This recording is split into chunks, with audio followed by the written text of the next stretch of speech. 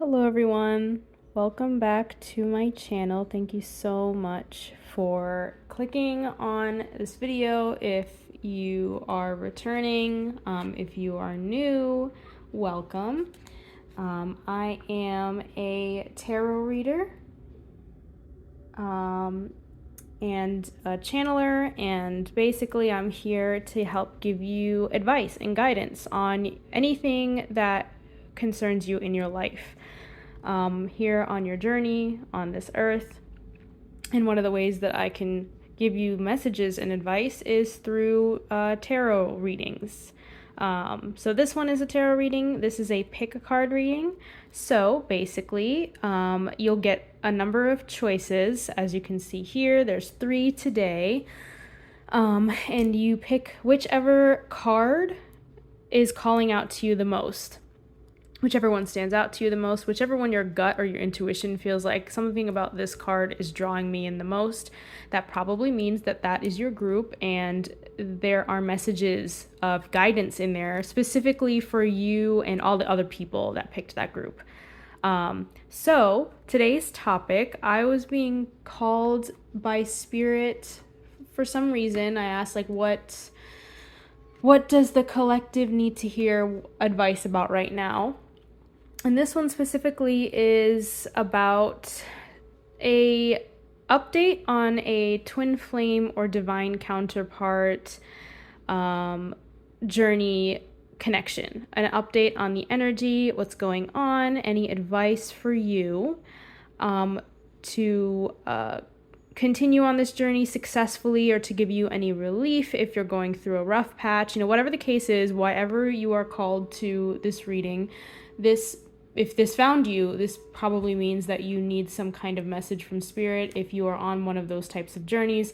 For those of you who are not familiar, I assume you probably are if you are coming across this video, but if you are not, just as some background, what do I mean by twin flame, divine counterpart? What are those terms? Because I know spiritualists will tend to throw those terms around a lot. And if you're not familiar with what that entails, I don't like using the labels too strictly. I think any kind of a significant relationship or connection you have with another person, regardless of the label, the significance is very important. And there are people in our lives that, for some people, not everyone is, born onto the earth. Their soul does not intend on having that kind of a connection, but some people, they do. I definitely, for one, personally, am very much one of those people. I knew from the very beginning I wanted to have those types of intense relationships because I'm a growth-oriented soul. That was the purpose of my soul coming onto this earth, and I'm aware of that now. Not everyone might be aware of that. But if you feel that you are in a very intense connection with a person and you need some kind of guidance on what's going on with that person, or even if you don't know a person, but you feel like you're manifesting someone, or there is some idea of a person that keeps popping in your mind, or you are aware and it's a 5D connection, like about this kind of stuff and that it's a 5D connection and that it's your soulmate or whatever the case. This reading is for you, right? So I don't know what's going to come through in the groups, but these are the cards that came out for each of the collectives. So regardless of why you're here, at the end of the day, Spirit wants to give you a message about something going on with the connection, with the union. If a union is coming near, if you haven't met this person yet, if you're already in a connection and you're going through a rough patch and you need guidance, whatever the case may be, this reading found you today for that reason. So that's what we're going to talk about. My readings are very not structured, so whatever comes through is going to come through. I have no idea what's going to come through, so we're just going to shuffle the cards and we're going to see. So now I'm going to tell you to choose between these 3 groups, okay? So whichever one is calling out to you the most, whichever one your eyes keep landing on, whichever one your gut is telling you, I think I'm going to pick this group for some reason. I'm really attracted to or drawn to the imagery, this card, this number. You can do numbers as well, 1, 2, 3, and ask yourself which number is coming to you. You can even use a number generator if you're really struggling. You're like, I'm not used to this. I don't know how to pick a group. I'm not in touch with my intuition that way. You can go on to Google and use a random number generator, anything like that, and you can ask if to pick between groups 1, 2, and 3 and see which one comes out. That's probably going to be the group that the messages for you are in. So I'll give you a little bit more time to meditate on the choices. And then we will return and I'll go ahead and get started with group number 1 after that. So you can choose between group 1, which is the 9 of Cups, group 2, which is the 2 of Swords. I thought that was interesting that this is the 2 of Swords and this is also group 2. And then group 3, which is the Knight of Swords. So I'll give you a second to relax, take a deep breath, and figure out which group you want to pick. Once you pick the group, you just need to go down to the description box and find the timestamp. Each group has its own timestamp for where it's going to start in the video, time-wise, and you just click the timestamp to skip ahead to your specific group or your specific reading. So I will see you there.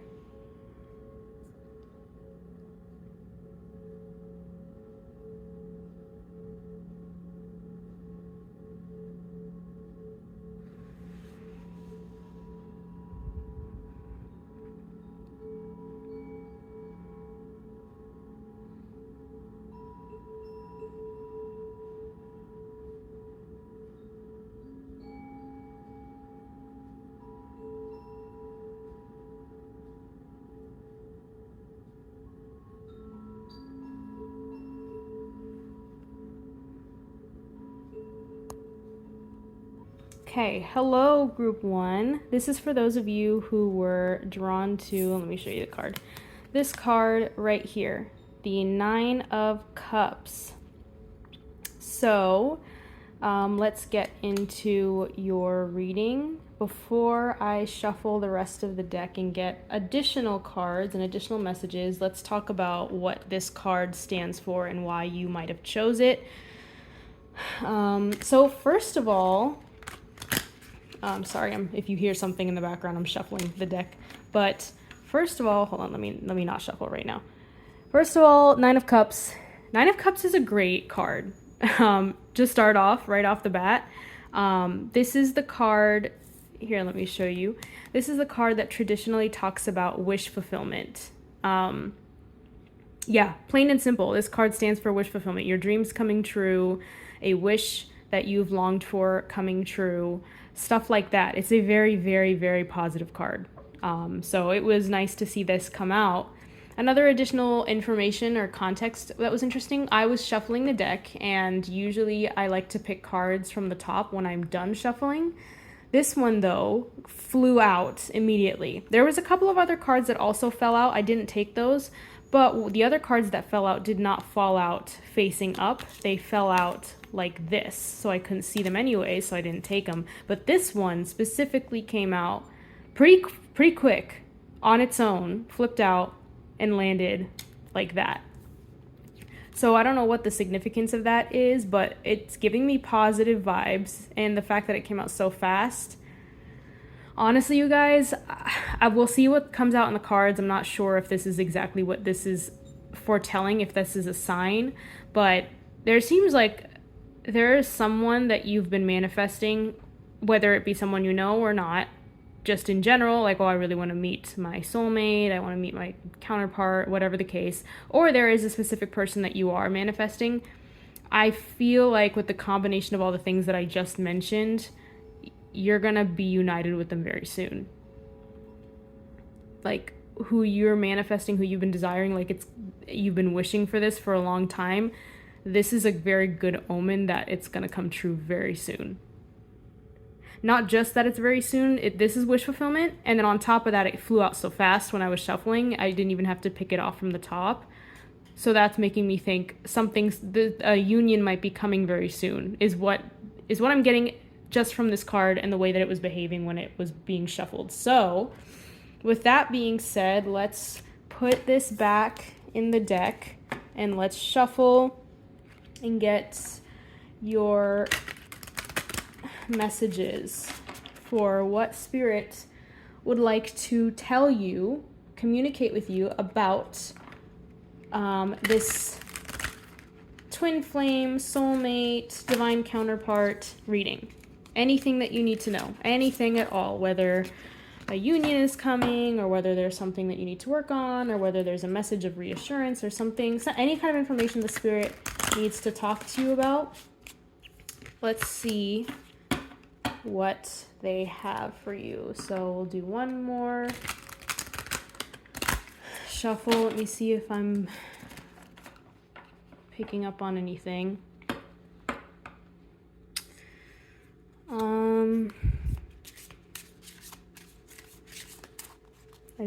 I don't feel anything coming through yet.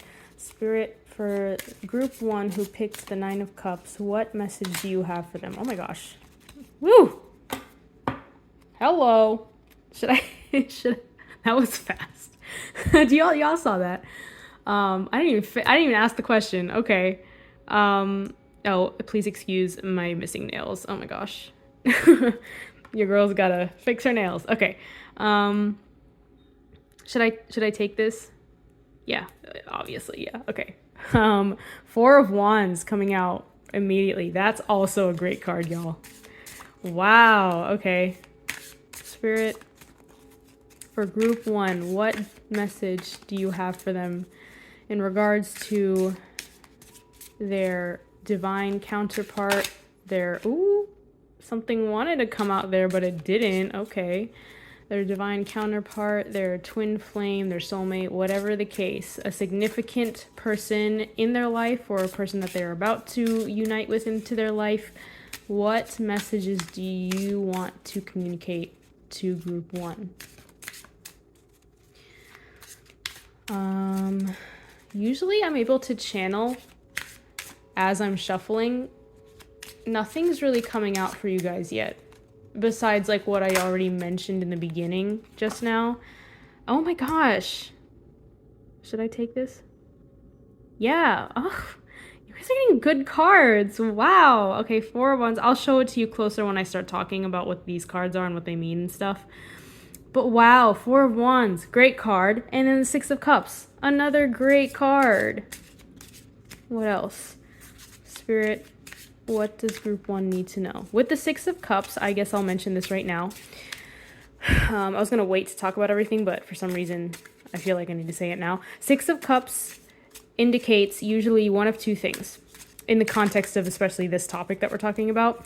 Typically, it talks about a soulmate. So this person you have a soul connection with. This person could be someone you already know who's from your past in this lifetime. So you already know this person, and you might be in separation, whatever the situation is, you already know this person. Or you have had a past life with this person, or multiple past lives. I don't know how much of a connection there is. Hello. Okay, hold on. But this is indicating that you either have a past with this person in this life, or you have a past life connection of some sort with this person. You knew this person in a past incarnation. So very significant, of course. What's going on here? Should I take these two? Yeah. Okay, so 7 of Wands and the King of Swords. Okay. Interesting. I think we'll do 8 cards for this reading. Okay, what does group 1 need to know about their journey with their twin flame, their divine counterpart, their soulmate, whatever the case is? Okay. Let's see. Let me pick the rest of the cards from the top now. 9 of Swords. Queen of Cups. Under the 6 of Cups. Interesting.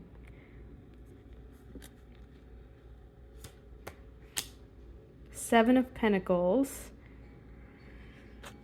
And the King of Wands under the King of Swords. Interesting. Oh, 7 of Wands under the 7 of Pentacles. What? Okay, that's very interesting. Okay, and then your back of the deck, Four of Swords. Okay. Wait, let's see. Should I put this here? No, let's put this here. Interesting. Okay. Here, let me adjust my camera real quick so you can see this better. There we go. Okay, couple of things that I'm getting. I guess we'll start off with the back of the deck energy because I'm immediately getting a message there. Back of the deck, you have the Four of Swords. I'm being called to look at what is this, Queen of Swords? Okay. I think this is supposed to clarify this as well. Okay. This is making sense because there's a couple other cards that are adding to this message. So I'm definitely getting either you know this person already, they are already in your life, but you are in a phase of separation with this person, or this person is a past life connection. Whatever the case, there's a rest period going on right now. Four of Swords typically talks about rest, right? This is the rest and rejuvenation card. This usually comes up when you're in a period or indicating a period of retreating to heal and rejuvenate and restore your physical body, your health, your spiritual healing, stuff like that.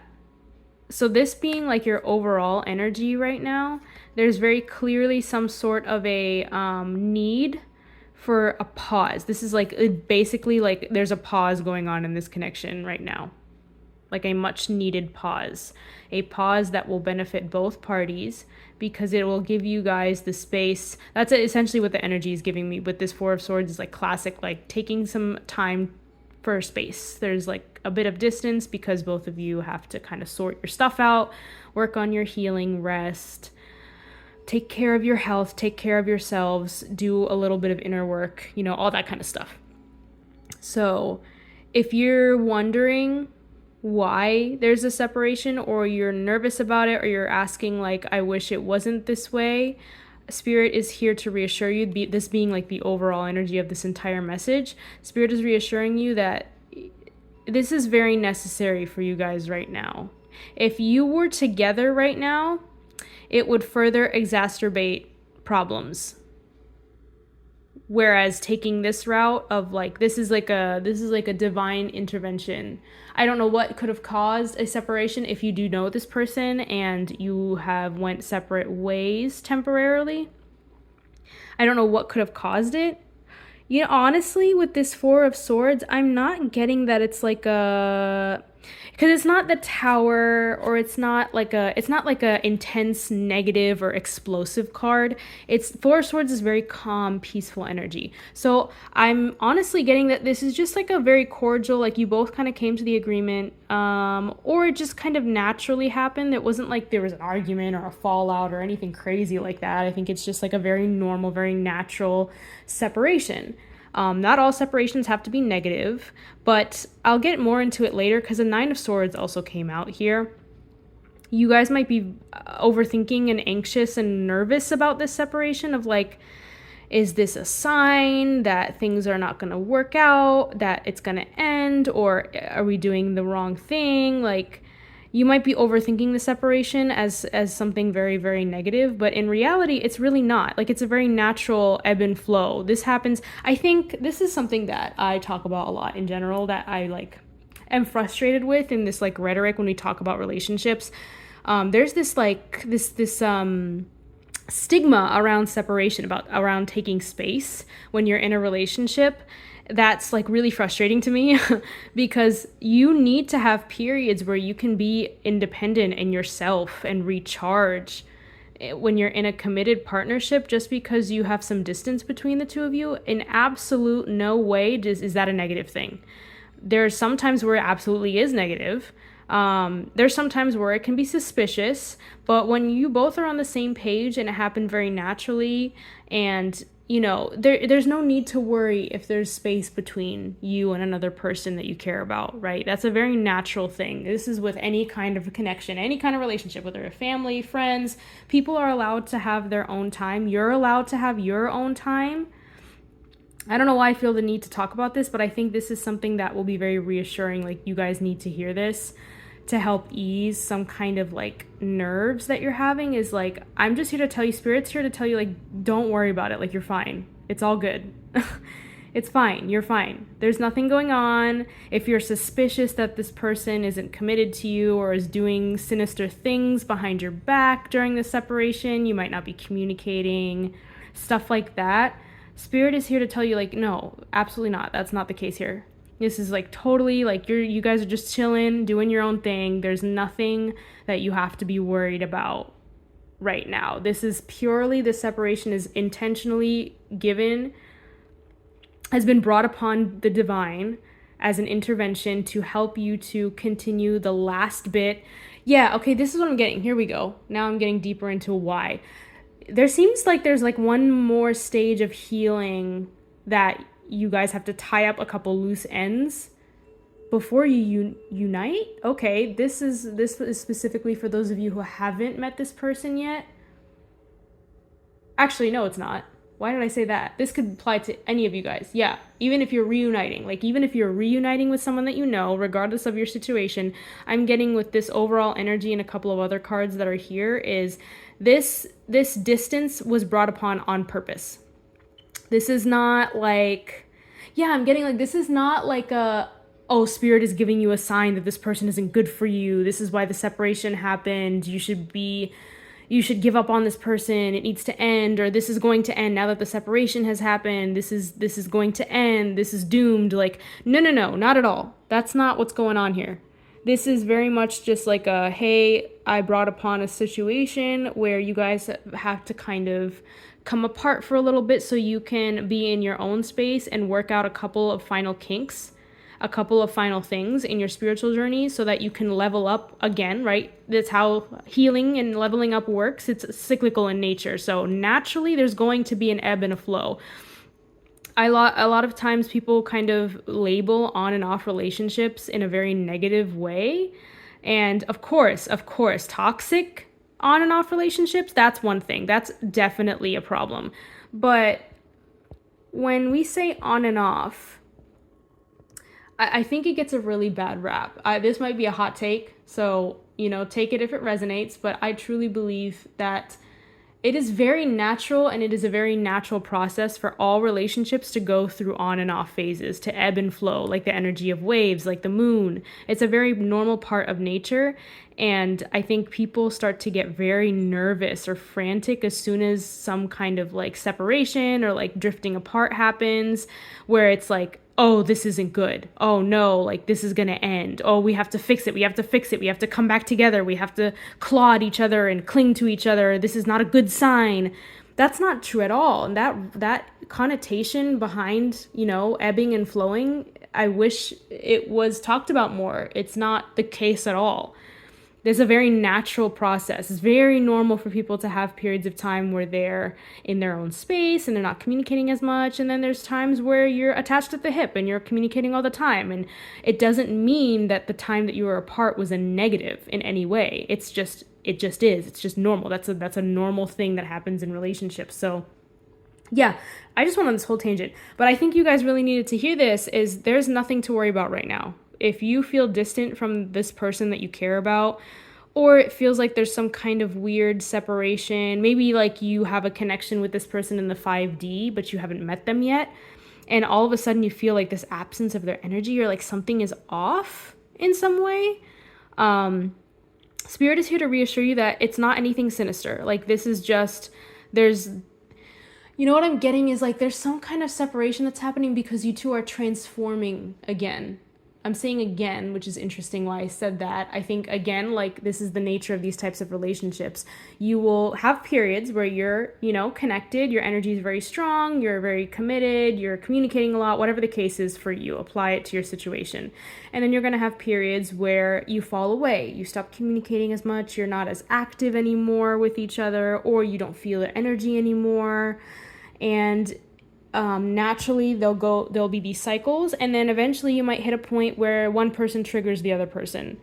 And this is where you get to decide for yourself if this is a healthy connection or something you want or not, is if that triggering is how the person handles the trigger, right? That's where it lies. It's not, oh, this is an on and off relationship and there's always these moments where we run into something and something falls apart and then we fall away and then we come back together. That's not the problem, right? The problem is, how does that person handle it when those things do happen, right? And I'm getting with this Four of Swords is there's no malicious intent here. There's no explosions or volcanoes or toxic energy here. This is a very natural falling away, a very natural separation where you two just need to have your own space for a little bit to work on leveling up to the next. There's a transformation that's imminent in both of you right now. And I'm not getting like this is a big, or not big, but like this is not the first time this has happened, right? This is a very natural, repetitive process. As you heal, you go through the cycle, you're together, you fall apart, something triggers you, you fall apart, you come back together, something triggers, you fall apart. And every time something is triggered, your soul is evolving more and more and more and more each time. So that's a very natural process. And I'm seeing like this is happening again right now. There's another transformation that's occurring to get you both to the right level so that you can unite. And there's nothing to worry about. So right now, just take it easy. Don't overthink with this Nine of Swords energy here. And then the Queen of Swords here as well. I think you have reinstated your boundaries right now to bring about this separation. You have your defenses up, your guard up a little bit of like, this is self-protective energy. It's a bit cold.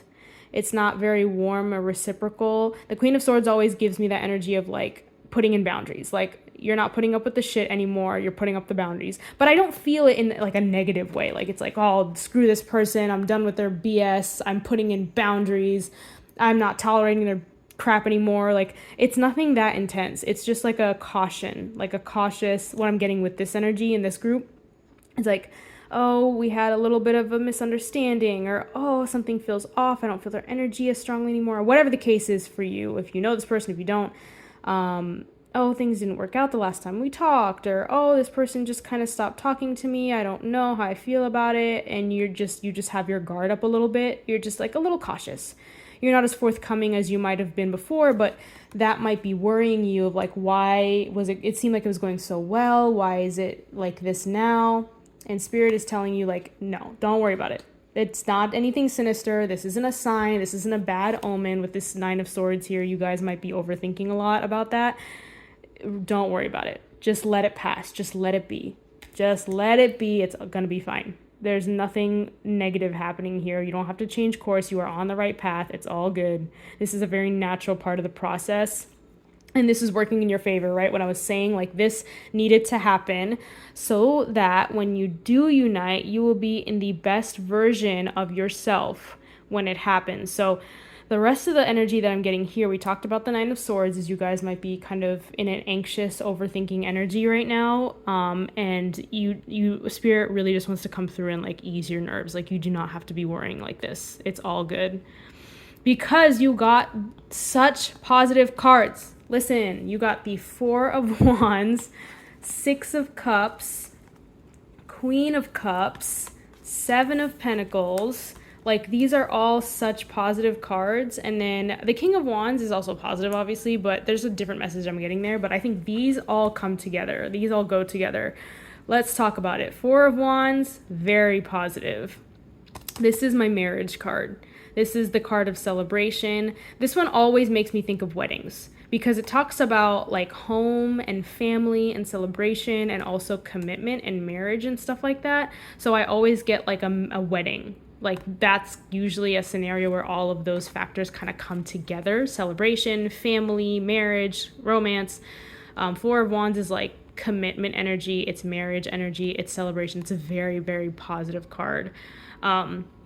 especially specifically with this deck, the way these two people are kind of like clutching each other, I think this is a confirmation that this person's intention, if they know you, even if they don't know you, if they're manifesting you, stuff like that, their intention is they are looking for their future spouse, a person to commit to, etc.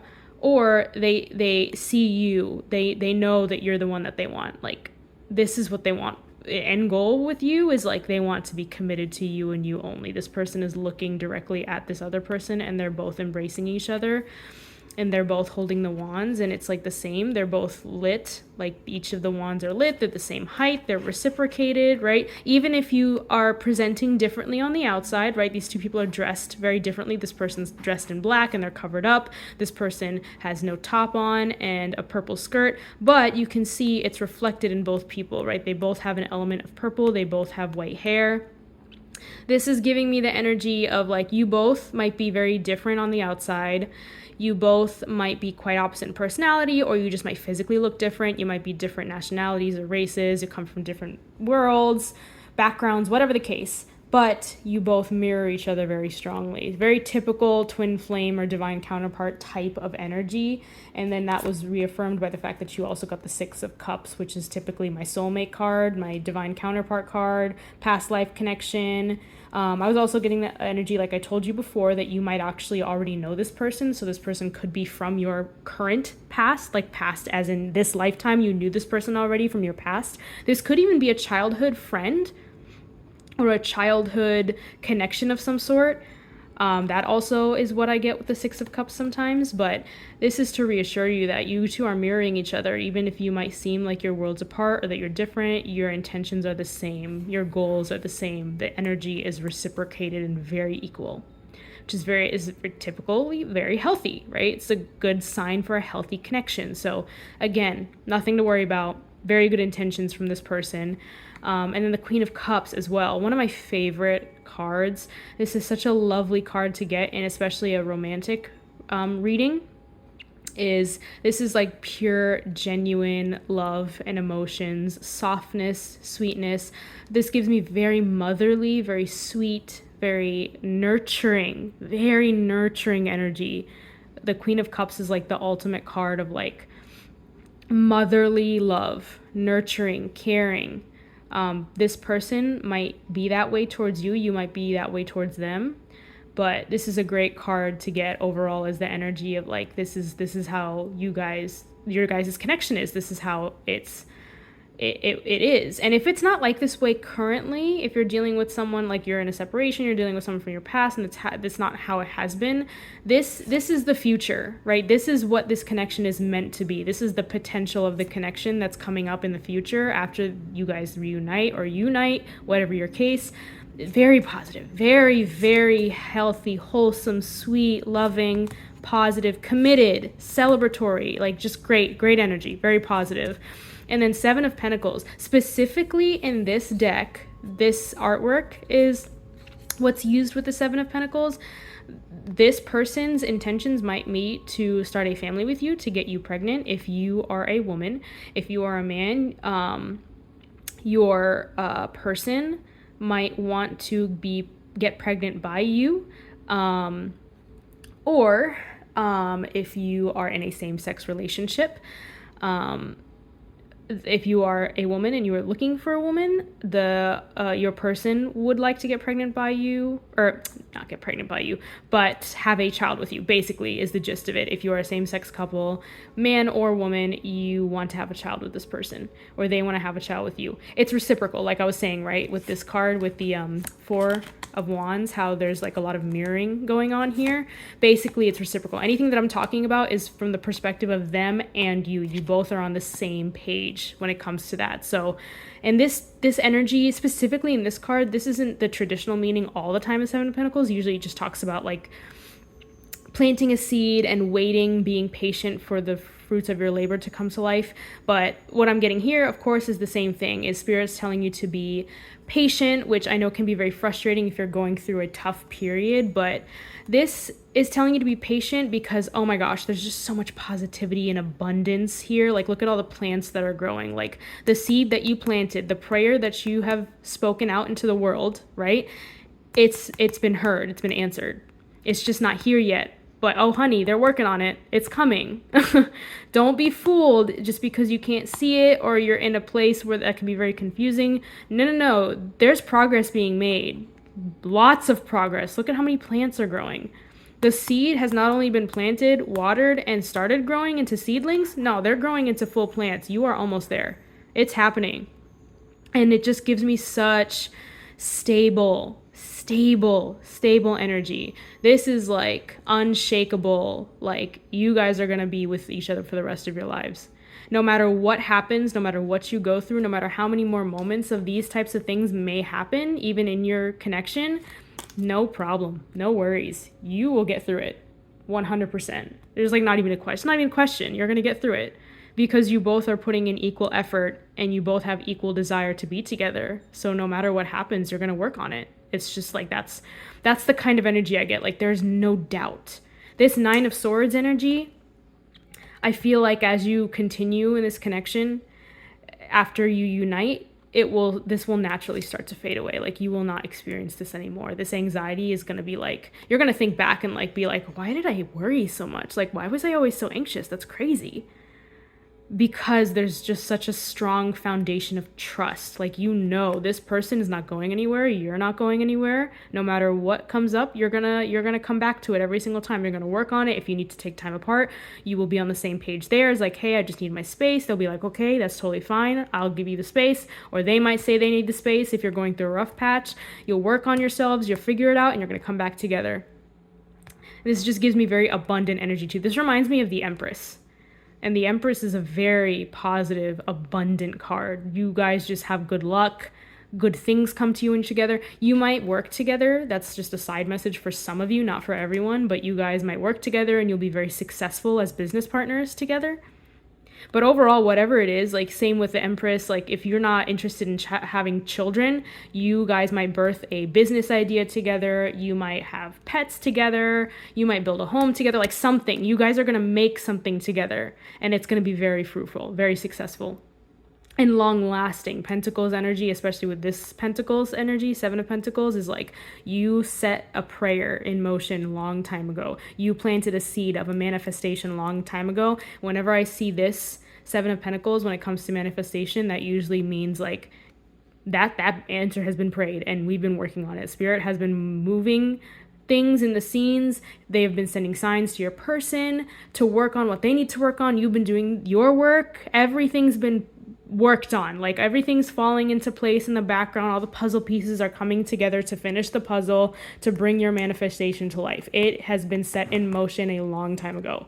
That's why this energy can be frustrating, because it is very slow. 7 of Pentacles is a very, very slow card.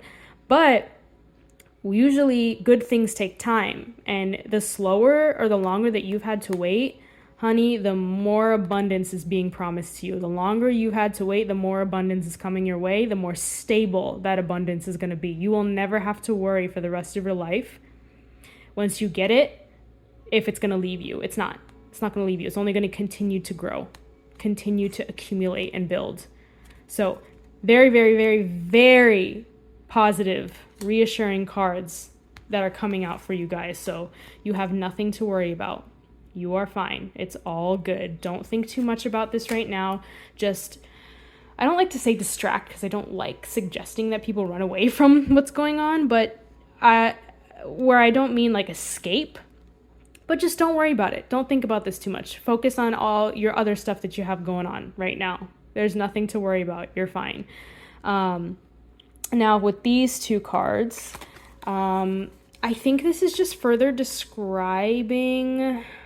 Let me take a second, actually. Let me think about this. I wonder what this is talking about. This, I was getting kind of the same energy I was already talking about with like that Queen of Swords that was underneath, clarifying this. This is the same energy. I think this is just describing further that you're in a defensive energy right now. You're not open because you're just self-protecting. You're protecting yourself right now. Which is understandable. But there's nothing that you need to worry about. And then you might be in a very rational, logical energy. You're not trying to like get your emotions to get the best of you. You're trying to keep a calm, cool, level head right now because of what's going on and stuff, because your emotions might be all over the place and you're just confused as to why that's going on when it comes to this connection. So you're just trying to be as practical as possible. That's what's coming through here, I feel like. So yeah, but give me a second because I feel like there's something else coming through here. Why are these two cards here, Spirit? Why are these two cards here? Okay, actually, oh, you know what? I'm getting that this might be the energy of your person towards you. Okay. Okay, let's talk about it. Yeah. So actually, I think this might be explaining why you're having this Nine of Swords kind of energy, and like this might have brought upon the separation, is this person might be in a very defensive, self-protective energy. They might not be as forthcoming as they usually are. Like I told you, you might not be communicating. They might be coming off a bit cold and aloof right now. Yeah. Yeah, because, okay, so this is the energy that they might be in. They might be very, like, kind of, like, not in a mean way, I'm not getting that, but just, like, kind of cold.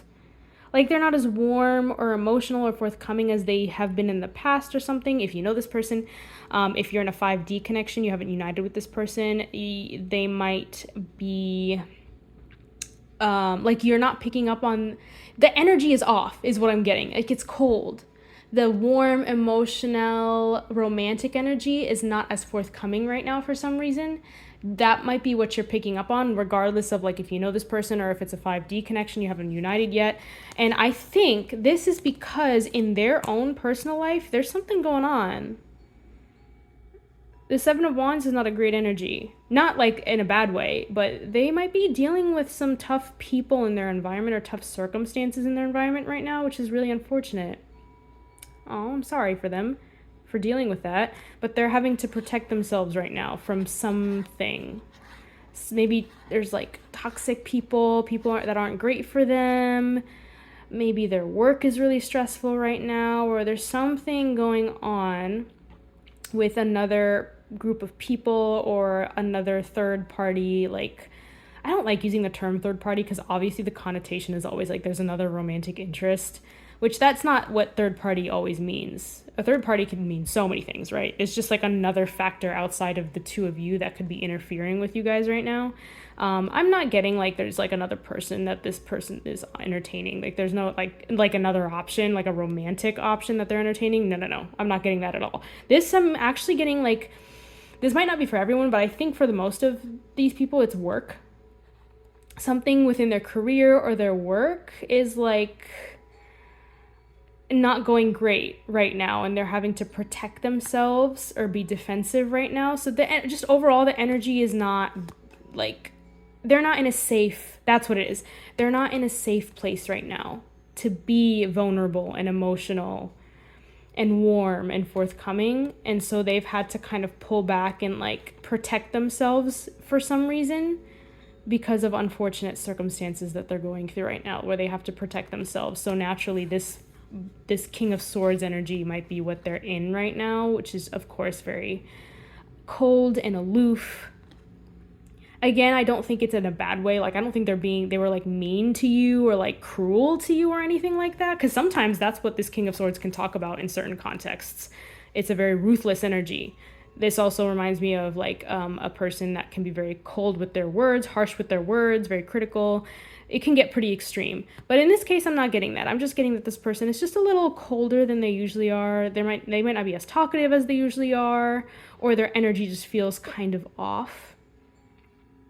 But again, like I told you, with all this other energy, that's nothing to worry about. Like, this isn't like a red flag or anything like that, or anything that you need to worry about. There's just something, unfortunately, that's going on that they're dealing with. So if anything, if you feel called to do this, or if you want to just focus on yourself, whatever you choose to do is fine. But obviously you probably clicked on this because you care for this person. So sending them some love and encouragement could be helpful for them at this time, because they're dealing with something. And for the most of you, I'm feeling like it's work related, maybe people in their work, colleagues that aren't great for them or something. For some of you, it might be family members. They're dealing with some toxic family members or something like that. And they're just having to like protect themselves and be on guard, unfortunately, because there's some negative circumstances that they're stuck in right now. But I think, again, it's one of those things where if you guys were communicating, if you were actively, together, this would only exacerbate your connection and make it a lot more negative than it needs to be. So, like, again, classic. This happens every single time, right? Rejection is protection. Spirit is purposely keeping you guys apart to protect both of you so that this doesn't end up becoming worse than it needs to be. You're not put in more turmoil, emotional turmoil than you need to be. This is honestly the best outcome that could have happened for both of you. For this person to have their space to deal with it so that their drama does not become your drama and affect your connection, because your connection is obviously very, very positive. It'd be such a shame if this negativity encroached on the connection. So that's what I'm seeing, is like there's something going on in their life that they're unfortunately having to deal with. That's not fair. They shouldn't have to be dealing with it, but they are, unfortunately. But I think it's leading them to some kind of transformation, which is going to ultimately help both of you in the success of this connection. So the last card that I want to talk about with this group that is down here is this King of Wands. Why do we have the King of Wands? Yeah, that's what I'm getting. It's pretty straightforward. This came out underneath, directly underneath the King of Swords. What I'm getting here is this is actually the energy that your person wants to be in.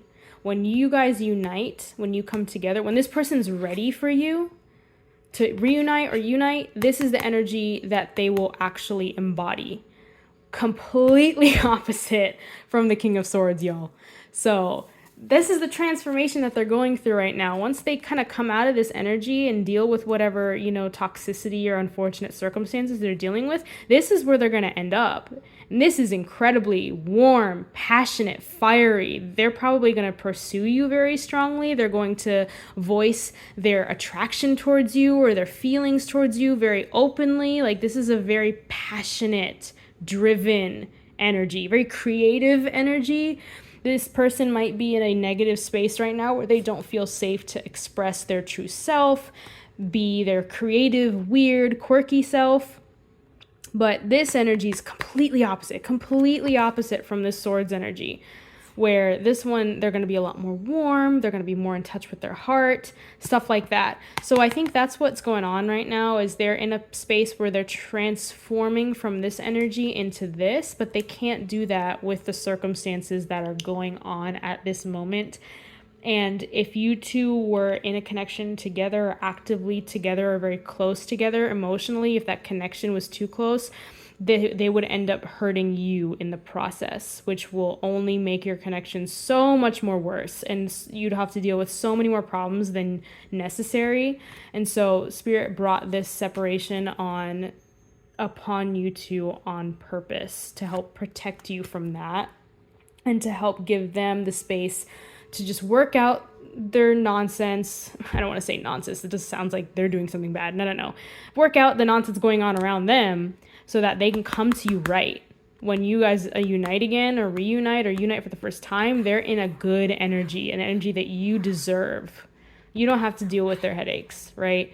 No matter how much you care for this person, this is what's best for both of you. And you also are being advised to focus on yourself, because there might be something else that you guys also need to focus on, like in terms of your own growth as well, for your personal self, right? For your individual goals and your individual growth, right?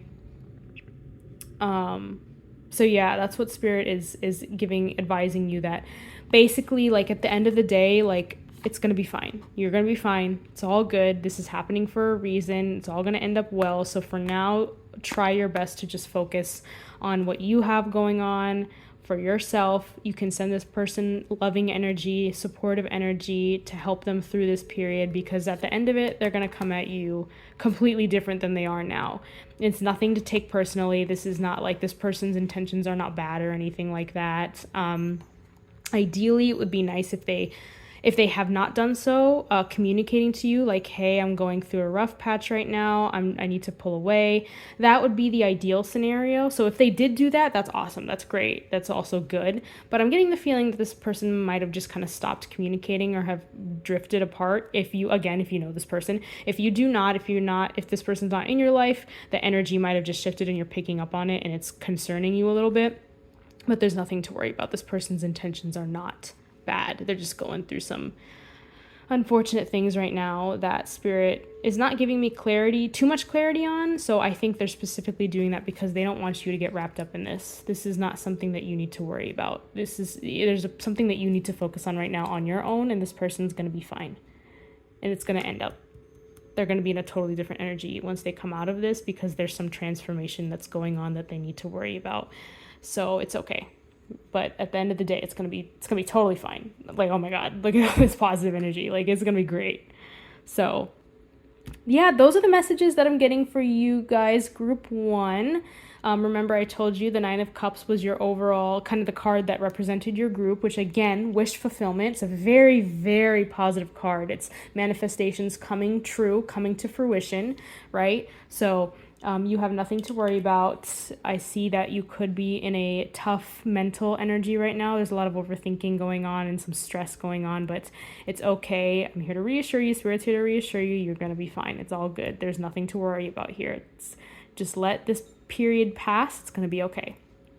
So I hope that was helpful and reassuring for you guys. I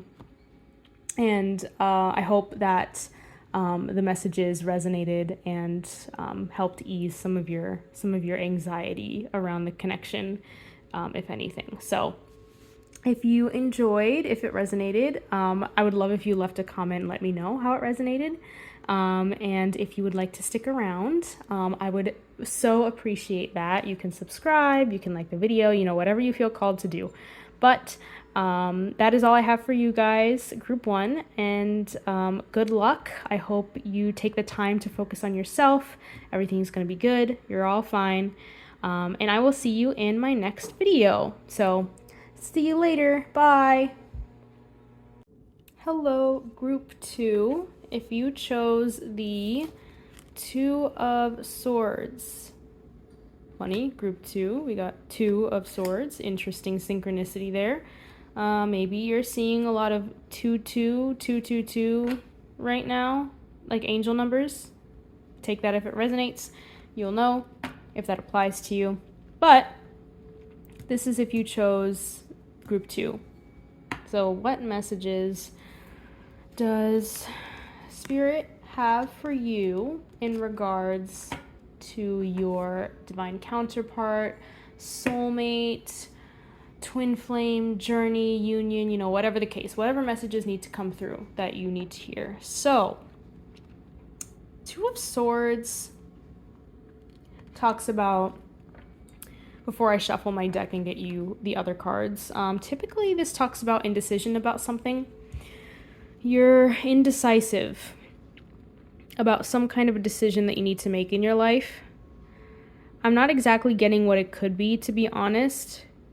Normally it would be like, oh, this is about your, this reading, this topic is about your divine union, your counterpart, or whatever the case. So maybe you're indecisive about this person, but I'm getting mixed messages here with this group. So maybe it's like you are indecisive about the person that you're asking about, your counterpart, your twin flame, whatever is your situation, whatever your label is for the type of relationship you're asking about.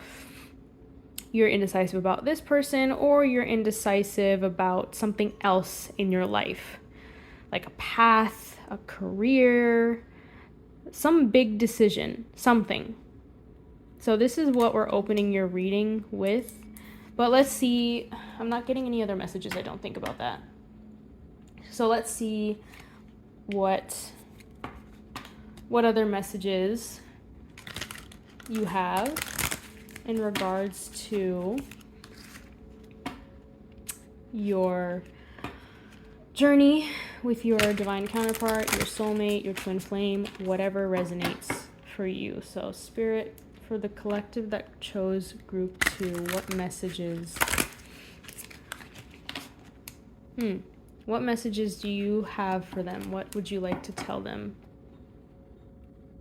I keep hearing it's okay. It's going to be okay. It's okay. It's going to be okay. Interesting. That's the first thing that I kept hearing in my head is like, it's going to be okay. So I don't know if you guys are going through a rough patch right now with someone. If you know this person already. If it's not going too well right now with them. Things like that. But let's see if we can get some more clarification about whatever that means. So, for group 2, Spirit, what would you like to tell them at this time about their twin flame, their counterpart?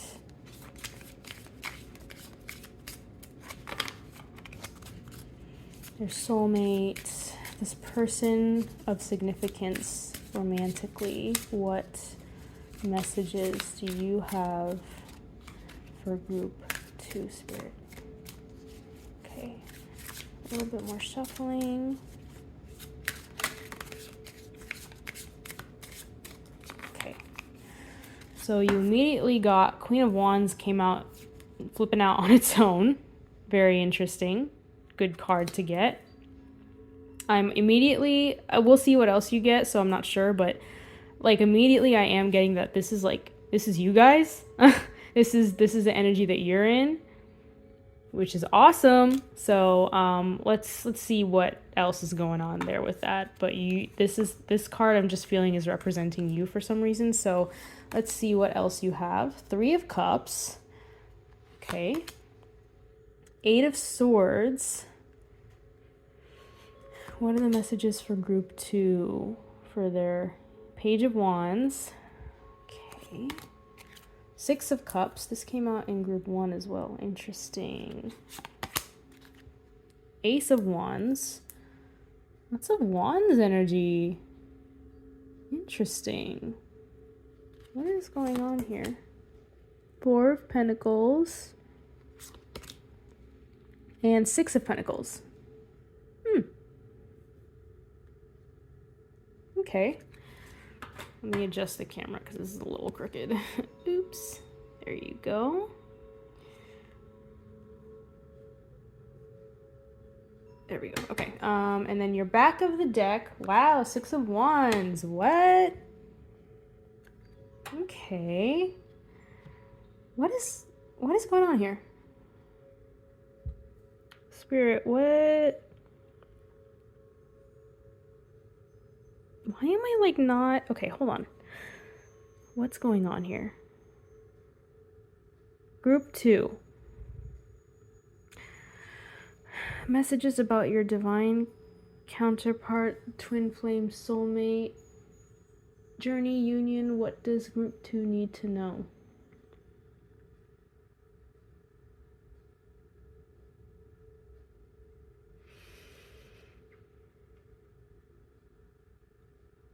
Why am I... This is so interesting. I wasn't expecting that you would get messages about this, but for the first couple cards, for some reason I'm getting information about your union, like how you're gonna meet this person and how they're gonna view you in the meeting, or like what you're gonna be going through. And okay, interesting. Okay.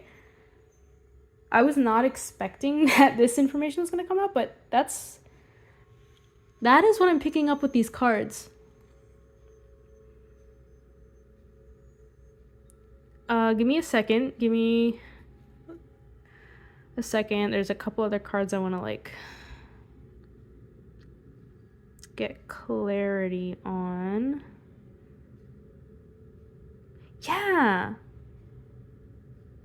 Yeah, straight up. I'm just getting that this is literally just talking about how this person is going to view you when they meet you. That's the message that's coming through for some reason for you guys. Give me a second. I want to move these over so you can see the back of the deck a little bit more. I'm surprised. I was not expecting this to come through in this reading. I was thinking it would be more like just an update on the energy between the both of you or something like that. But maybe this is coming through because you're going to meet them soon. What about, is this pertaining to people, do all of you not know this person in this group? Give me a second. Okay, so it's mixed. I think for most of you, you don't know this person. You haven't met them yet. They're not in your life. But for a few of you, some of you other ones who picked group 2, you do know this person, but you will be reuniting with them. Yeah, and I'm getting, again, take this if it resonates. It might not be the case for every single one of you, but I think all of you who do resonate with the fact that you already know this person, I feel like it's been a very long time since you've seen them, though. Like, you guys have been out of each other's lives for quite some time now, and you're coming back together again. Wow, very interesting. So yeah, this is basically like, this is just here to tell you what your union's gonna be like how it's gonna be when you guys meet, and like specifically how this person is viewing you. So okay, let's talk about it. That's interesting. This is like a interesting surprise. Okay, because it's like very positive. None of the cards are like negative. The only one that could be negative is like the 8 of Swords, but we'll talk about it. So,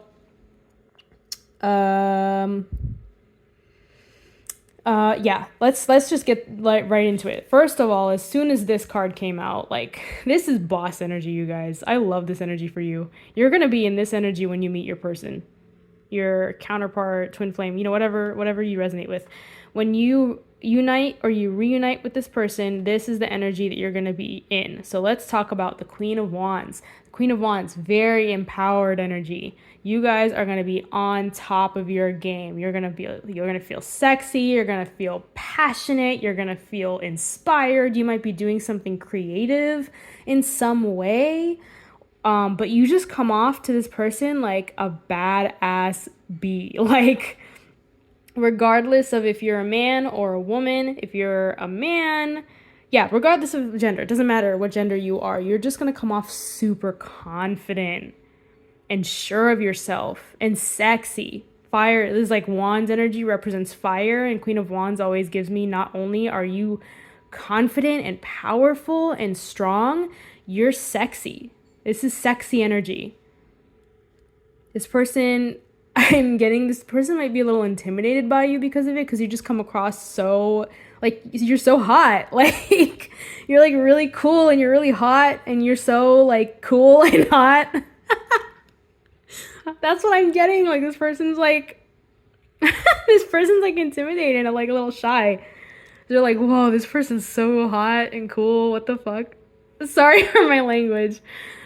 That's what is coming through. I think I'm just channeling them. Like, this is cool. I like this energy. This is very positive energy. This person's like really attracted to you. Not only are they attracted to you, but they admire you a lot. They kind of put you on a pedestal, not gonna lie. This is what I'm getting, like, immediately, is like, this is the energy that you're gonna be in. Like, the first thing that kind of hits them in the face when they like see you for the first time or talk to you for the first time, something. I'm actually getting, this isn't even like when they talk to you, like, this is when they first see you. So like, it might be a situation where, and this makes sense with, let's talk about this as well. This might be a situation where you guys at first, like, they like see you from a distance at first. I'm also getting with the 3 of Cups is it's going to be in a setting where, okay, a couple things are coming through here. You might meet this person through a mutual contact. Someone that both of you know is going to be the catalyst for your meeting. So, for example, there's like so many examples that represents this, right? This is what the 3 of Cups always gives me, is there's like one person that's bringing the two of you together. If you did not know this person, you two would not be able to meet. So it's a bit of a chance encounter, like a divine orchestration of some sort. So for example, you might meet someone that this person is friends with, and this person's friend invites you to some sort of a gathering, and that other person, like your counterpart, your divine counterpart, your twin flame, soulmate, whatever you want to call it, that person is also there because they know them, type of thing. Like their friend invites you, or it could be like a colleague, like there's a colleague, someone that works in the same company as this other person, and they invite you to like a social mixer for their job or something. I don't know. There's like so many examples here. I'm also getting with the Three of Cups is this is most likely not going to be a union that happens at like a formal place, like not like a school or work setting, but most likely a casual, celebratory, casual, like anything like that, where like friends are hanging out, or like it's a celebration, like a birthday party or a wedding or something like that. It may be more casual, as in like friends just getting together at a bar or something after work, or it could be much bigger. For sure, I'm getting that there's going to be lots of other people around. So it's not going to be like an intimate meeting, or it's not just going to be like the two of you. There's going to be like a lot of other people around. And it's not like I'm not getting that it's like one of those things where it's like, oh, you two run into each other outside of a cafe at the street where like technically there's people around, but it's really just the two of you interacting. No, I'm actually getting this as like an event of some sort where there's like a lot of other people around, and there's like celebration, like there's drinking involved, there's like conversation. It might be a loud environment because there's a lot of people around and stuff. You know what I mean? That's what I'm getting with. That's the energy that the Three of Cups always gives me, is like some kind of a gathering of a lot of people hanging out, having a good time, chilling. It might even be like a party. I don't know if I'm getting like a club or anything that intense per se. It could be for some of you, like a concert, a club, like those are the more of the extreme examples where it's like super crowded and there's like a ton of people, it's very loud, there might be drinking involved. That could be the case for some of you, but I think most of you, I'm getting like either like friends hanging out at a bar, like a big group of friends, and it's like crowded, there's like a lot of other people around, or it's like an actual, like a celebration. Like it might be more on the formal side, or it could be more on the casual side. I'm not getting anything specific. It could be either or. So it's like you got invited to like a friend's wedding, and the friend knows this other person who's also invited as well, who happens to be your counterpart, type of thing. Or it could be like, another example is like a birthday party. Maybe you're a parent and another friend who's also a parent invited you to their child's birthday party, and then you meet this other person there at the birthday party who also is a parent, or they might not be, whatever the case is. Like these are all really random examples, so some of them might resonate with you, or like you get the gist, you understand, apply it to your situation as you see fit, type of thing. Definitely some kind of celebratory space where there's a lot of people, and one person, a mutual contact, is going to bring you two together, is what I'm getting for sure. I'm getting mixed and messages about like if it's a casual event or if it's like a fancy event. I think for some of you it is a more formal event because of the dresses. You guys might be like dressed up and look really nice or something like that. But that's not the case for all of you. For some of you, I am getting it's more casual, like just friends hanging out, like going out and getting drinks at the bar or something of that nature. But it's definitely something more casual. It's not like a professional or school-related type thing, or like you meet them at the store, or you're like meeting them when you go to like get a service done, like you go to the doctor, you go to get your car fixed, or like nothing like that per se. And I'm not getting like intimate settings where it's like two people talking at a cafe or at a library where it's quiet and there's not that many people around. I'm not getting any of those. I'm getting very specifically like a gathering of some sort at a social setting where there's a lot of people. Moving on, what should we talk about next? Because these are all such positive cards. But I'm curious why this Eight of Swords... Oh, wait, never mind. I think I'm getting it.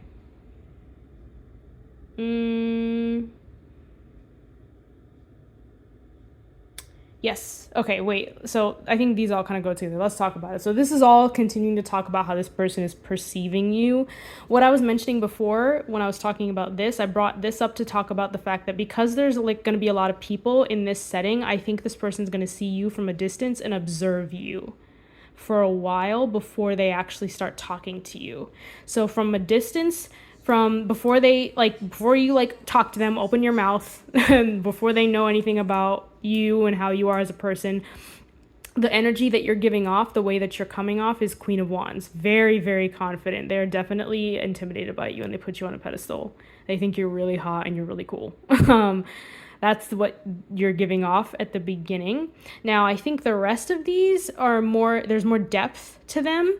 So I think this is going to talk more about when they do approach you and start to talk to you. I don't know how that's going to happen. I don't know what's going to bring that about. That's not really coming through here. But we're definitely getting a lot more indicators here. So,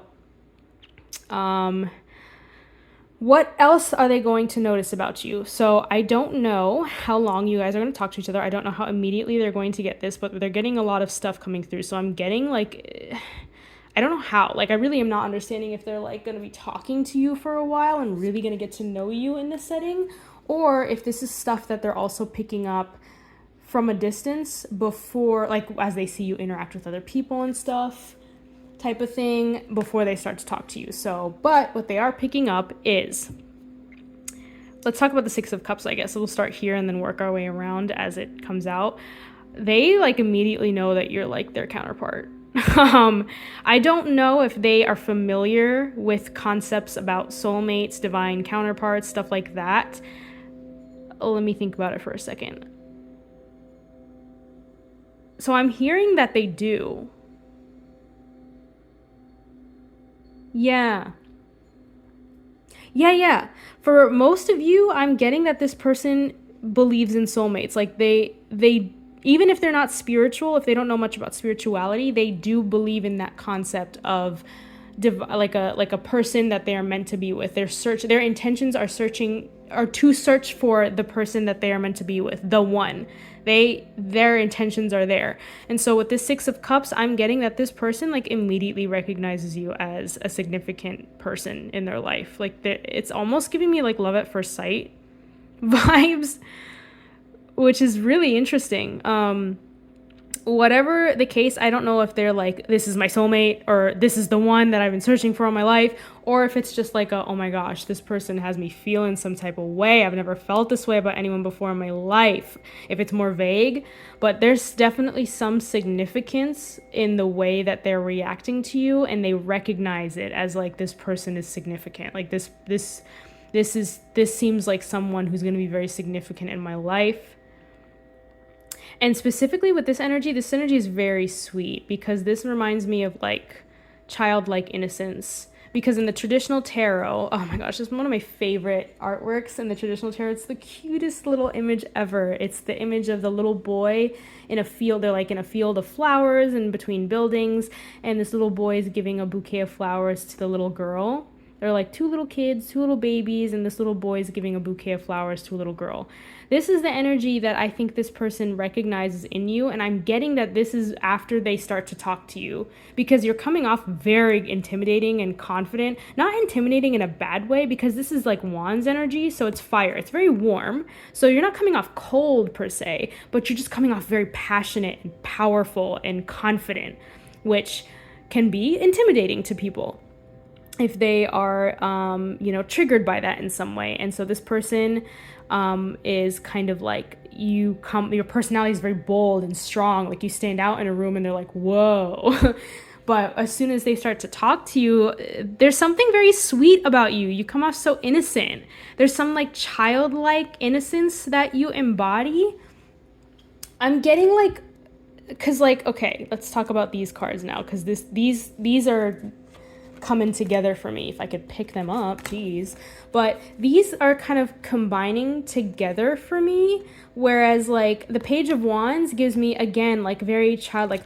All the pages in the tarot are also very childlike cards. The page is the youngest court card, and the Page of Wands just gives me you have this very in combination with this Eight of Swords, it's this very cute, quirky, kind of nervous energy, but very expressive and warm and excited and fun, and you might be very funny too.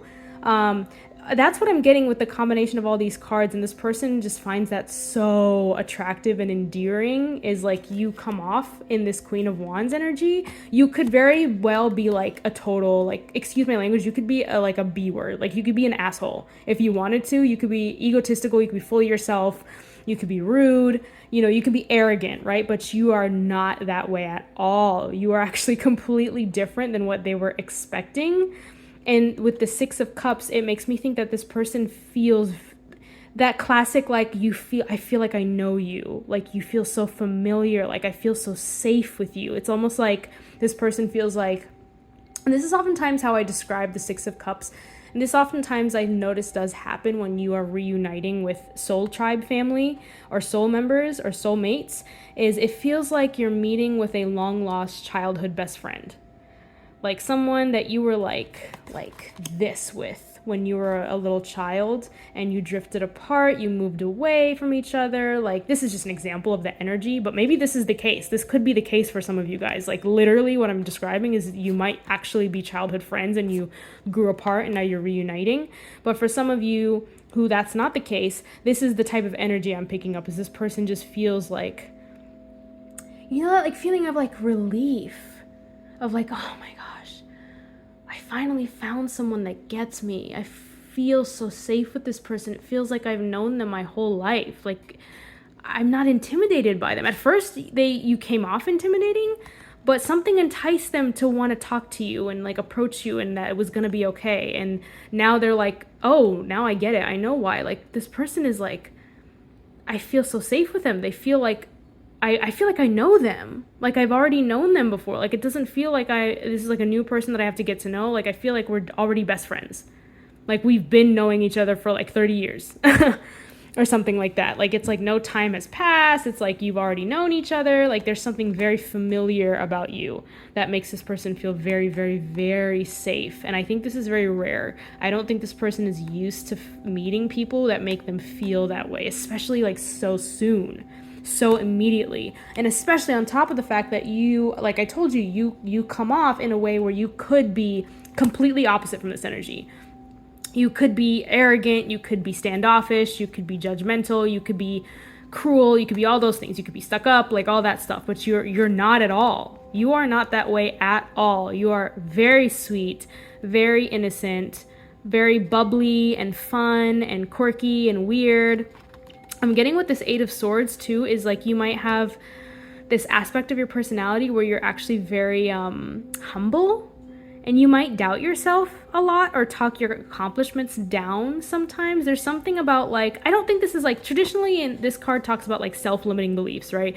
Insecurities, but I am not getting that you're coming off insecure or something like that. I'm not getting that in a negative way. I'm more so just getting like you're the type of person that is very humble. Like, you talk yourself down, not in a degrading way, but in just like a maybe. And with the Six of Wands at the back of the deck too. So there's something here about like the context of this meeting. Like, someone's being celebrated here, and I think it's you. Like, you're in the spotlight for some reason. I don't know why, but that would make sense why you're coming off as the Queen of Wands. Like, you're like in the center of attention for some kind of an accomplishment. I have no idea what the context of that is. Take that how it resonates. But you're being celebrated in some way. So there's a lot of attention on you. But with all of that being said, the fact that you come across like if someone were to compliment you, like, oh, it's not that big of a deal, thanks. Oh, like, oh, shucks. Like, that's the kind of energy I'm getting, is like you might struggle to take compliments because you're so humble, and this person notices that, of like you kind of like doubt yourself, you kind of hold yourself back.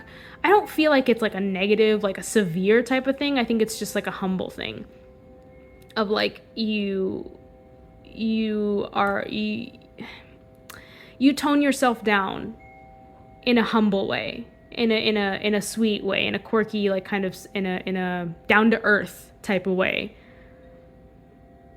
Something about that is coming through, yeah. There's just something very quirky and fun and sweet and surprising. The Page of Wands also gives me that too, is like you're like surprising in a fun way. You might be kind of quirky, not quirky, witty. You might be witty, funny, like I was saying before. Something surprising, like you're full of surprises. Like this person expects one thing, but then you act like you say something like totally offbeat, and they're like, "Oh," and it makes them laugh. They're like, "Oh, what?" But they love it. They love it. It's like so refreshing. That's what you feel like. You're refreshing. You're a breath of fresh air, is what I'm getting with all of these cards. And then continuing on, the Ace of Wands is here. So number one, this person is very attracted to you physically. They think, like I told you with the Queen of Wands, like we got the Queen of Wands and the Ace of Wands, right? And then the Six of Wands at the back of the deck. This person thinks you are hot, you are fine. You might be their exact type, physically speaking. This might be a little inappropriate for YouTube, but if they are a man, they're feeling some things down there that's making it go whoop. If you know what I mean, that's all I'm gonna say. So yes, this person is very, very attracted to you physically, but more so than just that, they also recognize there's something about you where you are very passionate. Again, with the Queen of Wands, like I was saying, there's something about, like, you might talk to this person about like goals that you have, talents or hobbies that you're very passionate about, causes that you're passionate about. Maybe it's involved in your career. Maybe it has something to do with this accomplishment that I was talking about.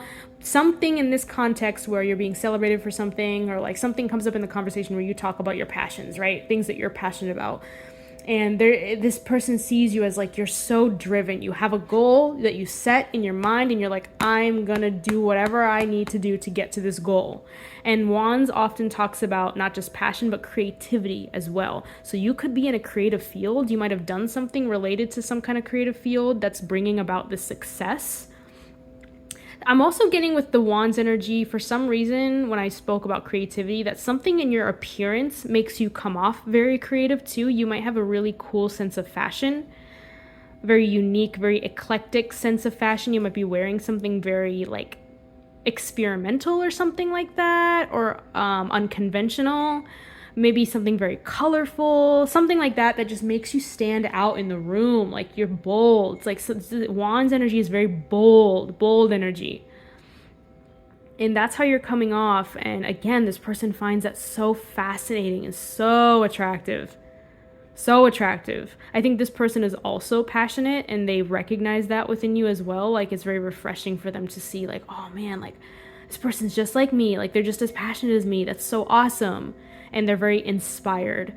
The Wands energy also often talks about inspiration. They're very inspired by you. And they really appreciate that. Like they find that so cool. Like you're really creative, you're very driven, you're very passionate, and like they recognize that because they are also that way. And they're very attracted to that about you. But at the same time, I'm talking about a lot of fire energy, right? So it could be very like loud and boisterous and spontaneous, and that energy is not for everyone. Sometimes it could be a bit strong, but I feel like you're very well balanced because you also got these two cards here as well. That's balancing out all of that very bold, intense fire energy. And so these two cards give me the feeling of like, number one, you're very balanced. Six of Pentacles with the Libra scales here. You could have Libra in your chart somewhere. Maybe you're a Libra rising for some of you. Or if not, you might be a Libra sun, Libra moon. You might have very dominant Libra, like a Libra stellium, like a lot of your personal planets are in Libra. Take whatever resonates. But I'm getting here that you're also incredibly balanced and amicable. So I'm getting like Libra energy. Yeah, like Libra people tend to be very friendly, very calm, very peaceful, very, they're not like with the fire energy I was talking about up until now, like very loud and boisterous and bold. I told you that you come across very confident and very passionate, but I don't think you come off like strong as in like forceful or loud. Like it's not like Aries where it's like bam in your face and it's like very, very loud and intense. I don't think that's how you're coming off. I think you're actually quite amicable. You come off very serene, very peaceful, very balanced, very graceful is what I'm getting with this energy. Your presence might be very loud, and powerful and intense, but the way that your personality is coming off is you're very poised and very graceful and very balanced. The other thing I'm getting with this Six of Pentacles is also that you come off very balanced in your masculine and feminine energies. Like you're not overly effeminate, but you're also not overly masculine. You actually have a very enticing balance of both, and this person sees both sides of you come out, and they find that so sexy. They find that really attractive because it's so fascinating to them. They've never met anyone like that before. Where if you're a woman or a man, regardless, that doesn't even matter gender-wise. Like no matter who you are or what your gender is, you are very, very balanced in both halves of yourself. You can be very feminine sometimes, but then you can also be very masculine. And you have both of those on lock. Very healthy relationship with the both of those. And this person finds that so attractive and very sexy and very interesting. You're very fascinating to this person is the overall energy I'm also getting is like, they're just like, you're just so refreshing. Like they've never met anyone like you before.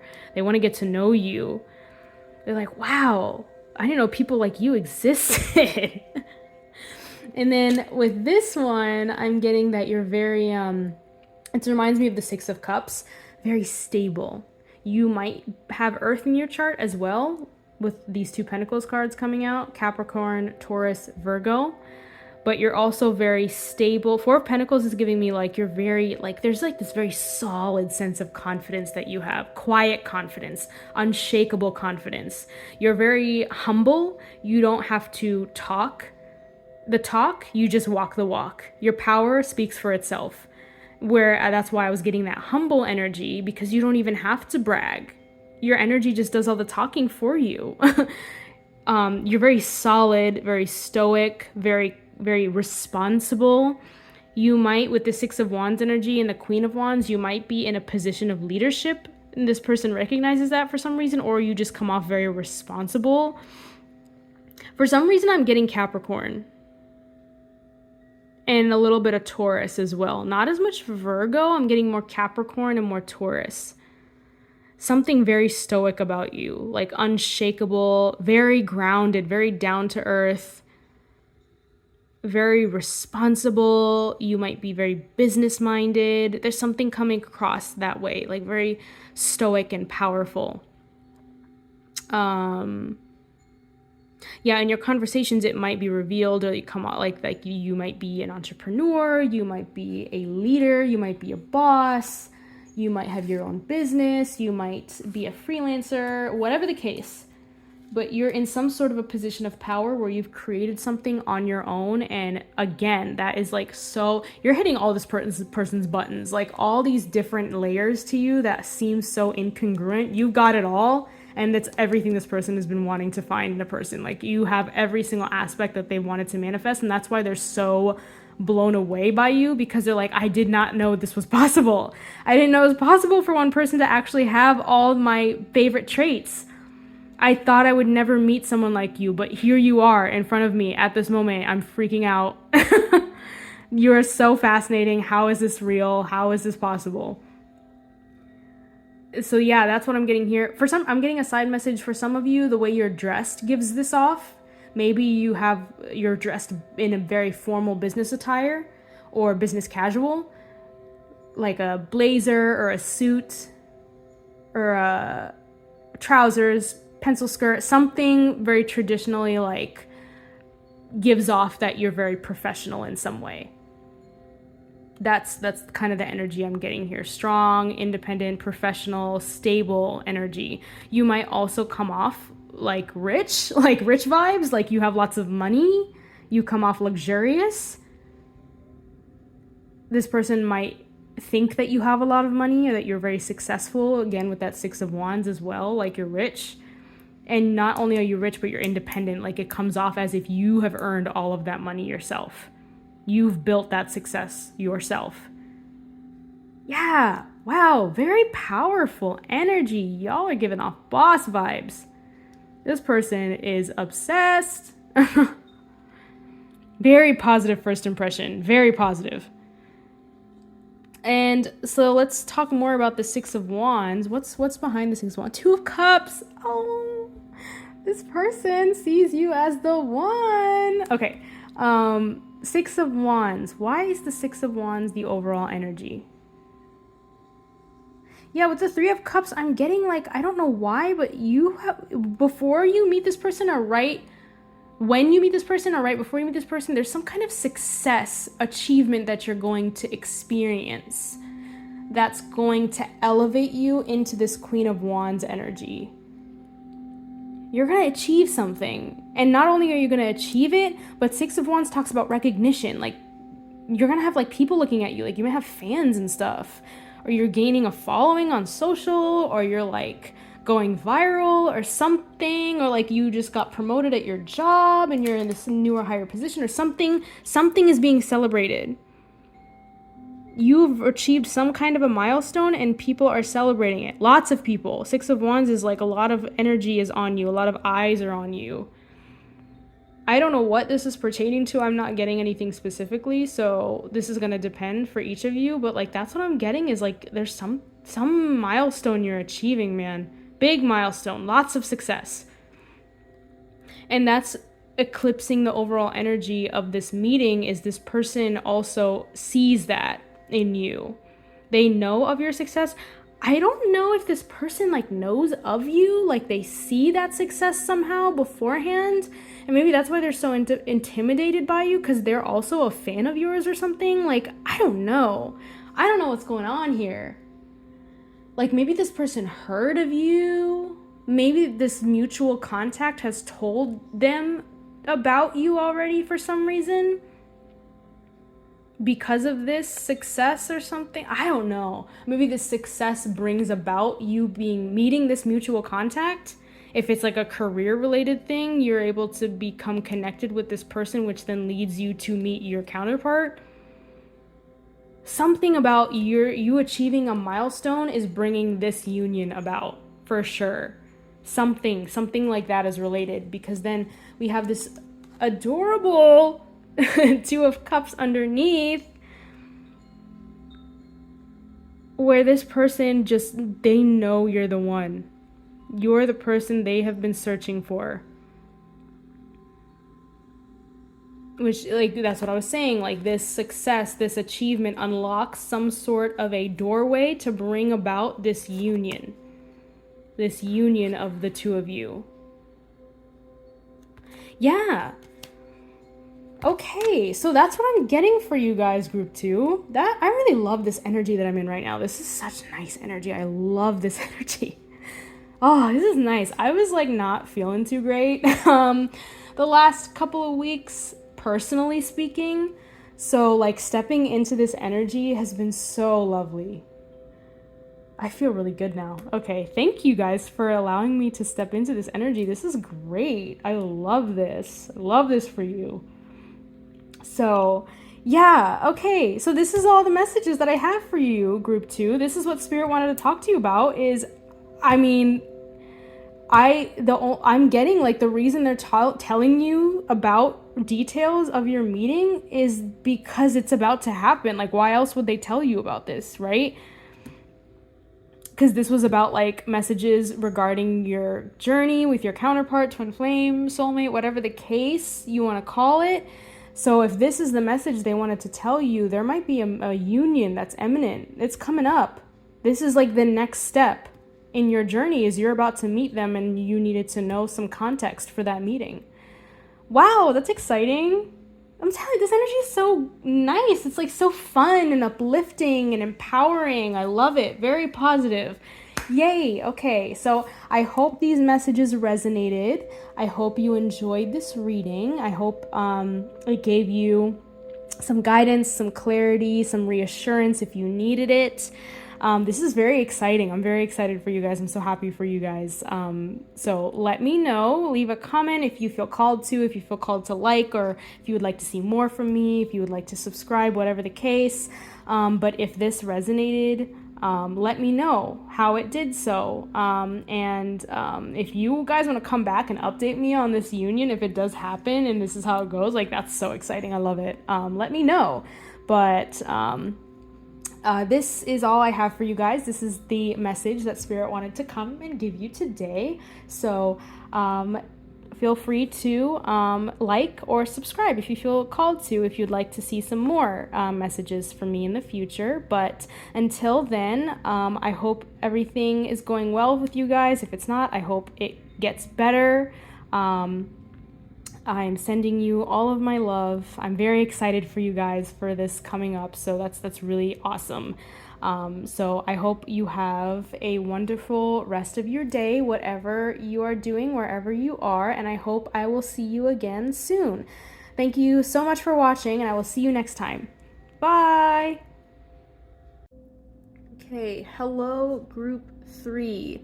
I'm back. It's been like 2 days. I had to take a break from getting to your group because it was too late by the time I ended the last group. So different day, but we're back. We're gonna get through your group. So you guys chose the Knight of Swords.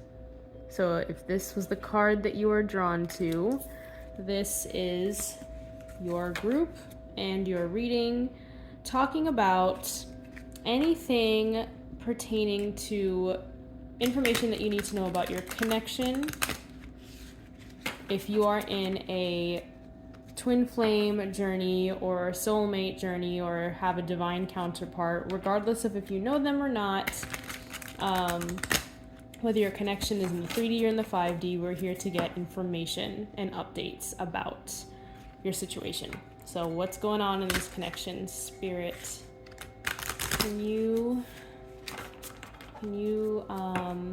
tap me into the energy of group 3 and their divine counterpart, their twin flame, their soulmate, whatever journey they are on, regardless if they met them or not. Can you give me an update? What is going on in the connection, and what messages do you have? Anything pertaining to this connection. What would you like to tell?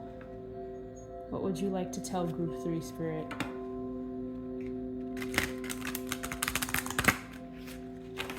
I'm not getting anything, like I'm not channeling anything at the moment, so I think we're just gonna have to shuffle your cards and see what comes out. I'm not getting anything yet. Give me a second. Let me turn down the volume on my TV in the background so it's not too loud. Group 3, their soulmate, their divine counterpart, twin flame, life partner, whatever the case, what messages would you like to tell group 3 about their journey or their connection? Should I take this card? So you got a card that flipped out immediately. This is the Page of Swords. Page of Swords, Page of Swords. Page of Swords. Curiosity. The Page of Swords always makes me think of, so the Page is the youngest court card, archetype-wise, and the Swords energy talks about mental connection. It deals with the realm of the mind. This person could be an air sign. That's not going to resonate for everyone. They don't have to be an air sign. That's just like an extra confirmation or extra information. But what this card always makes me think of, like, you know, the vibe of someone who's just like, you're just getting to know someone and you're like really, really interested to learn more about them. Like, you're really curious. This is also the energy of like someone who's, you know how like young children, when they ask why about something all the time, you know, that kind of energy, like it could be annoying to some adults, but it's actually really fascinating and really interesting because it's a challenging question. After a while, adults usually struggle to explain why or answer the question, but children have this endless curiosity because they don't come with judgment. They don't assume things, right? They're just curious. They want to explore the world. They want to learn. That vibe. And then when pertaining to relationships of a romantic nature, you know, that kind of vibe when you're getting to know someone and you're like really curious, like you want to know what their beliefs are, what their habits are, what they do on a day-to-day, what their quirks are, do they have any weird interests, what was their childhood like things like that energy of wanting to get to know someone. Very, very curiosity about someone's personality, who someone is, getting to know all the details about them. That's what I'm picking up with this. I don't know how that pertains to your situation. I don't know if you already know this person and you're in this stage currently with them. That might be the case for some of you, but there's something more here. So let's see, what messages do you have for group 3? Whoa, something wanted to come out, but it flipped back and I did not see what it was. That was weird. I want to pick the cards from the top of the deck, Spirit. Only flip out ones that are extremely important. Okay, what does group 3 need to know? Let's see. Okay. I got another page of wands. Page of swords, page of wands. 7 of wands. Okay. 2 of wands. Okay, hello wands. Look at all this wands energy. 8 of wands. Oh my gosh, what? You have 4 wands cards back to back. 2 of pentacles. So funny. What's going on here? 6 of pentacles. Okay. Let me move these here. Please push all of this up as well so they all have their breathing room so you can see. And Page of Cups. You got all 3, sorry, not all 3, there's 4, but you got 3 of the 4 pages. That's interesting. What is going on here? Give me a second, because I'm not getting a storyline immediately. I have to kind of sit in this energy for a second. It's not like hitting me in the face. What's going on here? Okay, and then your back of the deck is the Knight of Pentacles. Knight of Pentacles.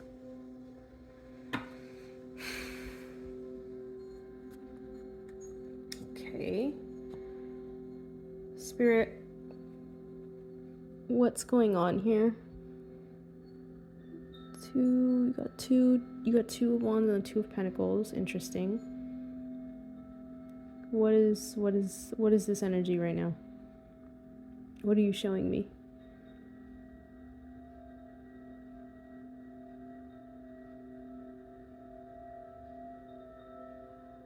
Oh, okay, hold on.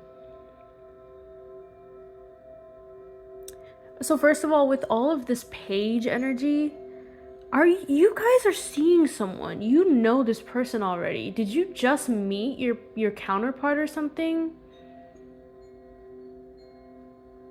I don't know if this is for all of you or like the 8 of wands. Maybe you're about to meet them. Yeah, you know what? I think that's what this is showing me. Yes. That's why this is here too. Okay, y'all. I think I got it. This is showing me you either recently met this person in the 3D or you're about to. Very soon. This is like, dude, like, I don't know if I can give you a number estimate right now, like in a specific time frame.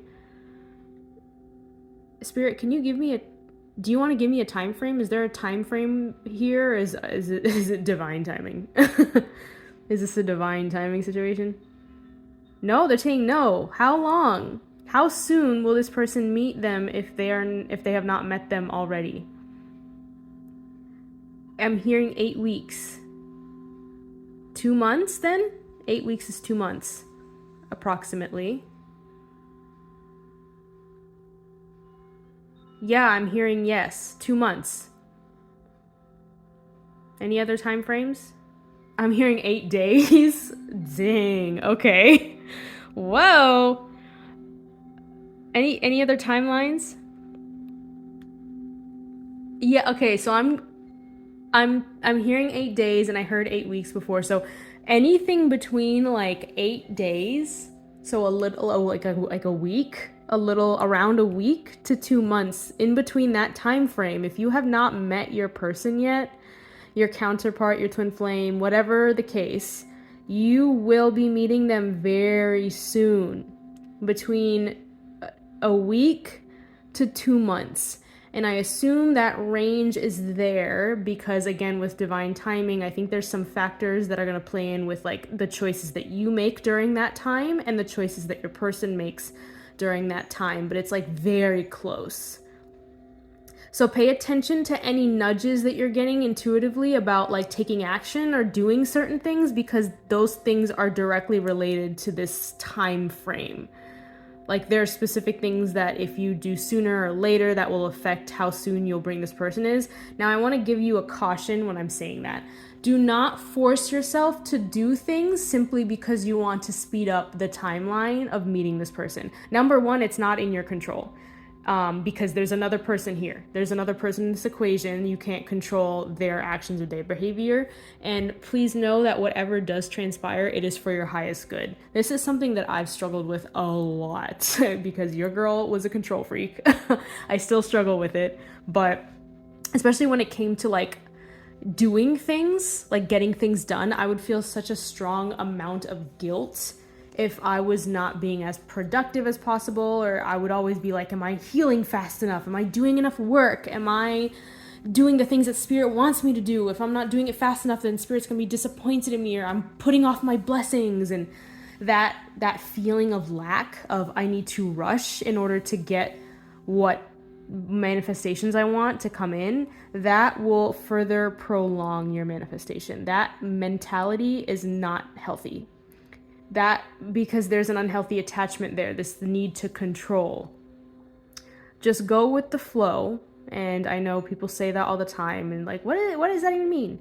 Going with the flow, just listen to what your gut is saying. If you naturally feel called to like, if this is a connection that's connected, like the way you two will come into union has something to do with like your career or something, and you need to initiate some career move in order to start a domino effect that will lead that person to the circumstances to come into your life or something, like things like that. Or like if you need to make a move, or I feel like most of the stuff that you need to do, you've done already.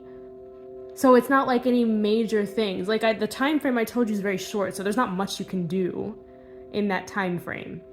So what I'm getting here is, if you feel intuitively nudged to do something, if you feel like, I'm getting like, these are examples that are coming to my mind. So this might actually resonate for you.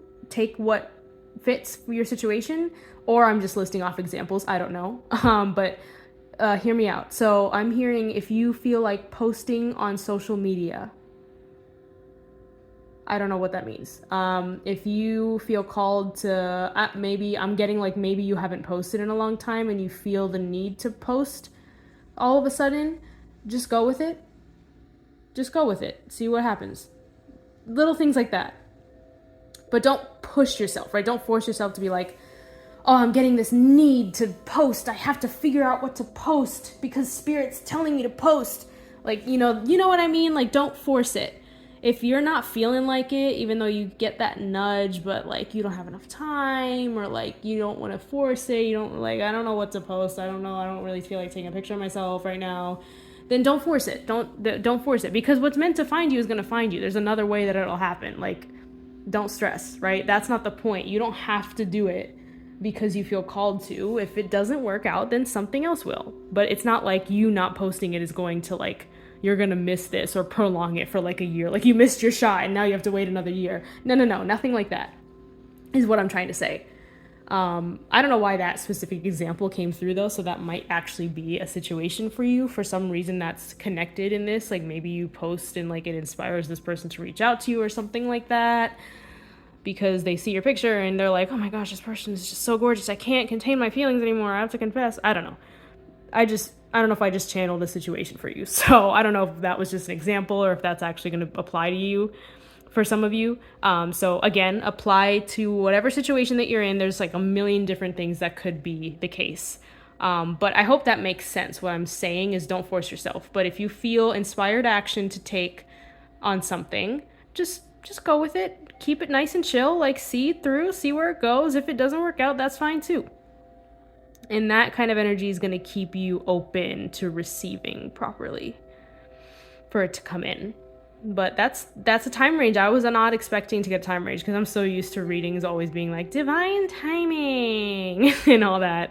But they actually gave me a time range. So that means it's pretty set in stone. Whenever you can finally pull time ranges like that, I've noticed that typically means like everything that you could have done and that the other parties could have done and all the pieces that had to be moved around, like most of the stuff is done. Like there's nothing else you can really do to affect the timing.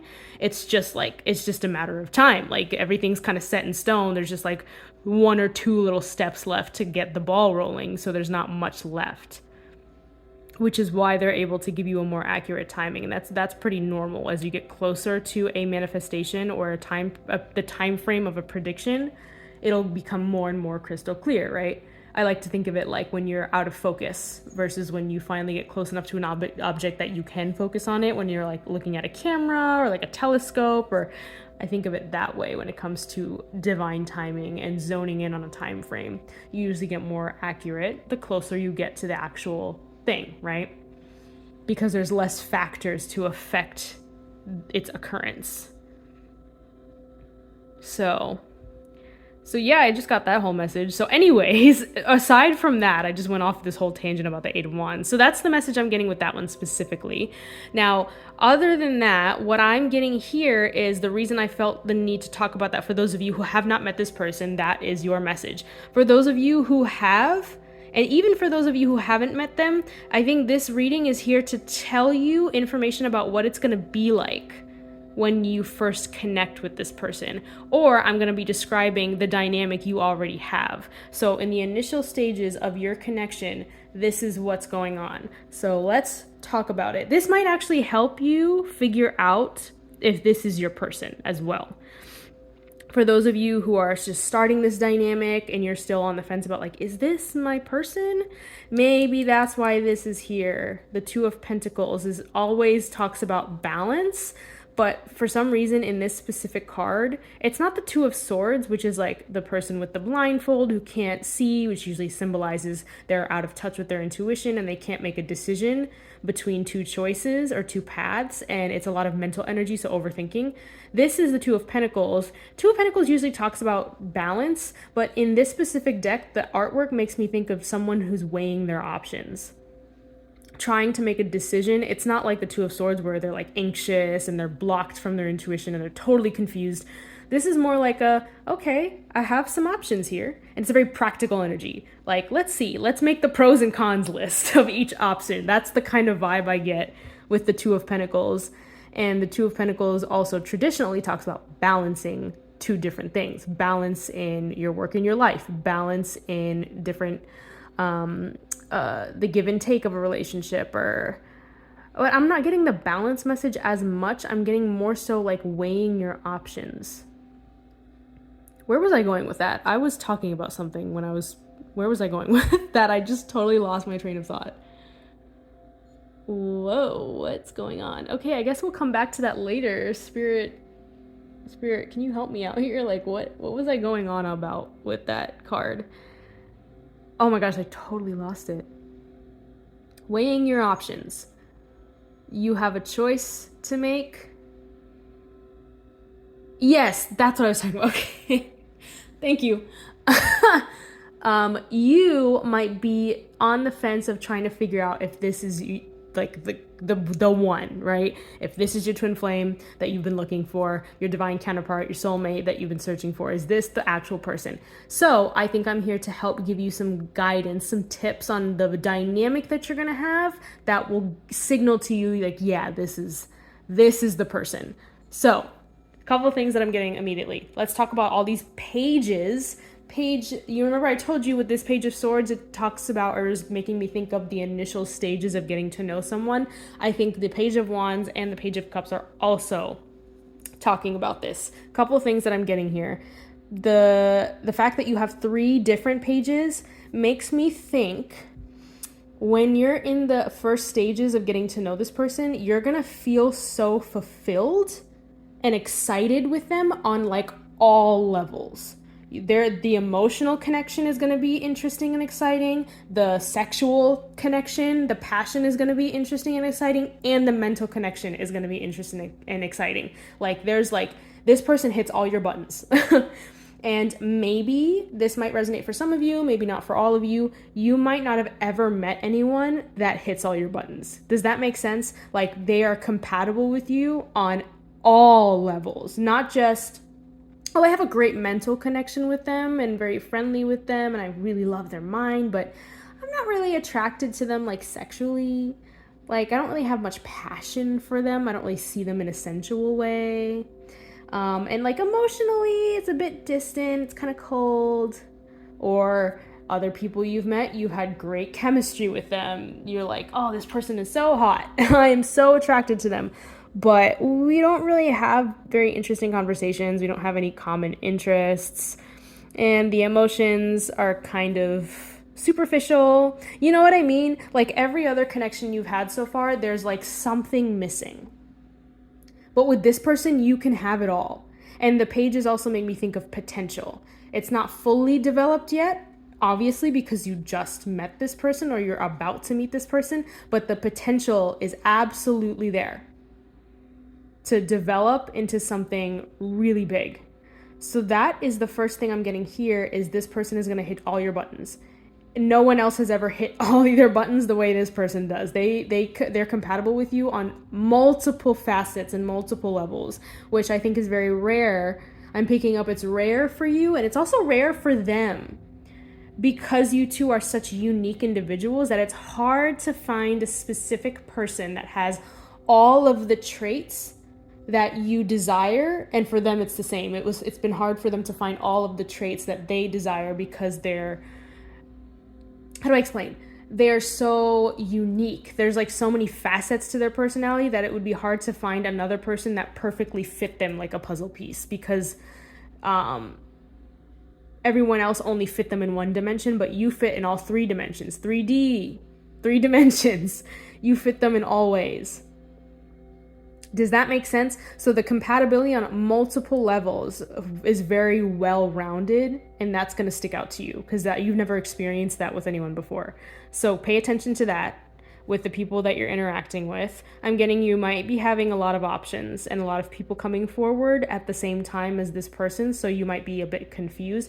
I don't get like negative confusion though, like I talked about with the 2 of Swords, where it's like a lot of anxiety and like confusion and like your intuition is totally blocked and you're like lost and confused. I'm just getting like a very calm, like, okay, I have lots of people giving me offers. Let's figure this out. Let's weigh our options. Let's be logical here. Let's be practical. What of all the lessons that I've learned, green flags, red flags, let's figure this out. Who is hitting all my buttons? Who is the person that I see myself in a long-term commitment? Pentacles energy. Serious, long-term. No BS. No like, oh, I really like this person, but I also really like that person, and this person's really fun, and like, but that person's really cute. Like, none of that like whimsical, like I'm all over the place energy. This is very practical. Like this energy that this person is giving me is like very like straight to the point. Literally, I keep thinking of a pros and cons list. Like, have you guys watched Friends?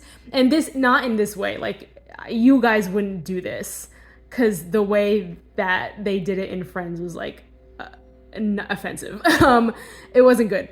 But like how I don't know why I feel the need to talk about this. So a lot of you might watch Friends and you might know this reference, and it'll help illustrate this point better. You remember when in the episode, this is around when Ross was, what was his wife's name at the time? Emily? Was it Emily? I believe it was Emily. Remember when he was trying to choose between Rachel and Emily? And the bros, they're such dudes. Joey and Chandler suggest to Ross, am I getting that right? Yeah, Joey and Chandler suggest to Ross, why don't you make a pros and cons list? No, I think it was Chandler. I don't think Joey suggested it. Whatever the case, he suggested to make a pros and cons list with Emily on one side and Rachel on the other to decide who he should move forward with. Should he marry Emily or should he go back to Rachel?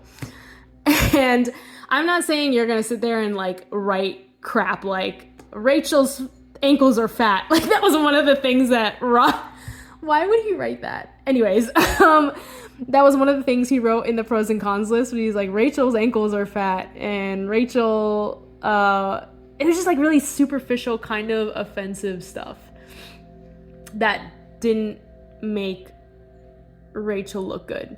But then the whole thing was Rachel found the list and she was super upset. But then in the other column, Ross was like, but it's Rachel. Like, that's the only pro that I need. It's Rachel. And it's supposed to be like all sweet or whatever.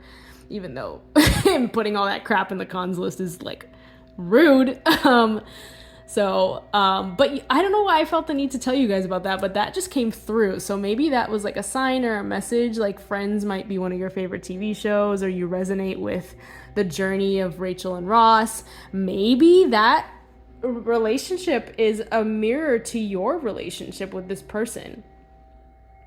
The on and off again, like we were met at the wrong time, right person, wrong time, that whole vibe, that whole gist with the story of Rachel and Ross. But like, I'm not getting it 100%, like, because I don't think obviously you two are counterparts, like you're going to end up together, which is not the case for Rachel and Ross. Like they were a mess. But they also obviously kind of, I don't want to say always, I don't like portraying twin flame journeys as like roller coasters and on and off and all the time, because that can be quite toxic. That's not necessarily how that stuff works. That's not the point of a twin flame journey. But for those of you who resonate, maybe Rachel and Ross, there's like some aspects of the relationship that you resonate with or relate to, or that's been a description of your journey.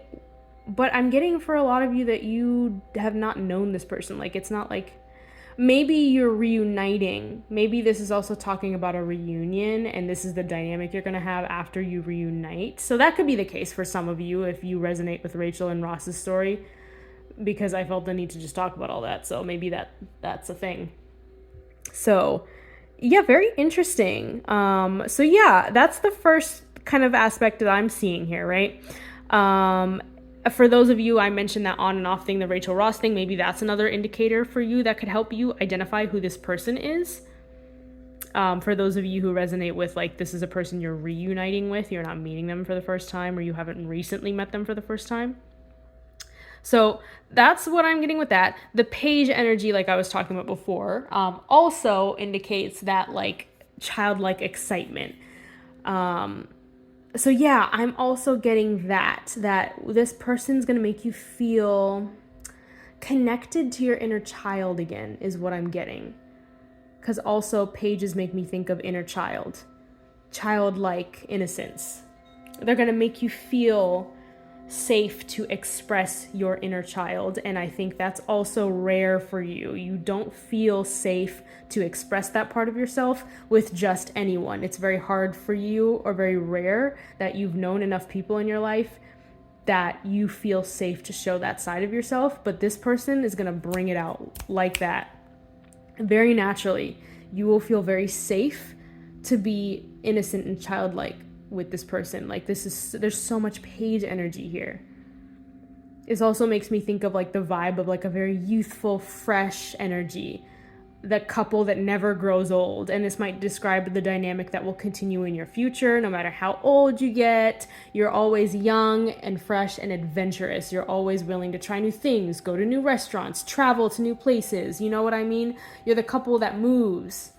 the couple that does things, the couple where the passion in the bedroom never dies, right? The couple that still looks like they're in love with each other even if they've been married for 40 years. They're like still doe-eyed and romantic with each other as if they're 15 and they just started dating in high school. You know what I mean? Like, that's the energy that I'm picking up here, which I think all these things that I'm listing off are things that you've never experienced with anyone before. Maybe your past connections were very heavy, very serious, very karmic in nature. Or they were like superficial, like they were flings, or like they were too friendly, you know what I mean? But there wasn't much depth. But this person, like, I'm getting like they excite you. That also reminds me of this Eight of Wands too, is like they're exciting in a good way, not in like a roller coaster, toxic fireworks and sparks, but like, where are we going? What's going on? I'm confused. This is a whirlwind. Nothing like that. It's more so like literally the excitement of a young child, like the feeling you get when you were a kid and you got to meet your best friend after school. You got to go to their house and play games with them. That's literally the energy that I'm picking up here. It's very sweet. Very pure.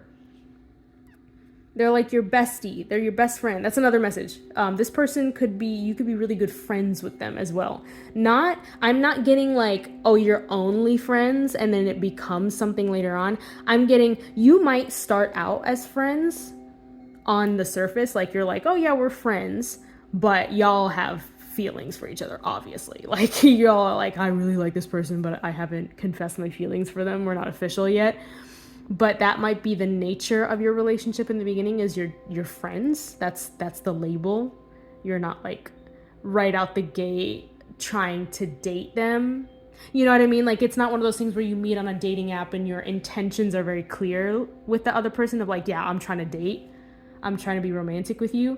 This might be like with all this page energy, because I'm not seeing much sensual cards. I mean, the Page of Wands is here, but I mean, it's a page. You know what I mean? I'm not seeing like Queen of Cups, King, you know, I'm not seeing more mature, more sensual, more committed cards, which isn't a bad thing. I'm not picking up anything negative there. I'm not picking up like immaturity or recklessness with these pages. I'm picking up like childlike innocence. So I think you might have a very friendly dynamic with each other. Not like we're just friends. Like I mentioned, like it's not like we're just friends, but you don't really have feelings for each other and then they like grow. It's like you're my friend, but I have a crush on you. That kind of thing. I have a secret crush on you, but we're friends for now.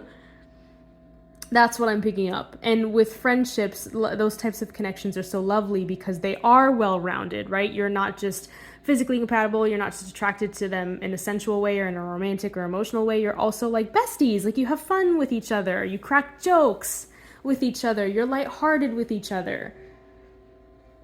You can share everything with one another. You know what I mean? Like, there's like everything is like hitting the box. Like, you got all the aspects going for you. So, yeah. Another message I'm getting here.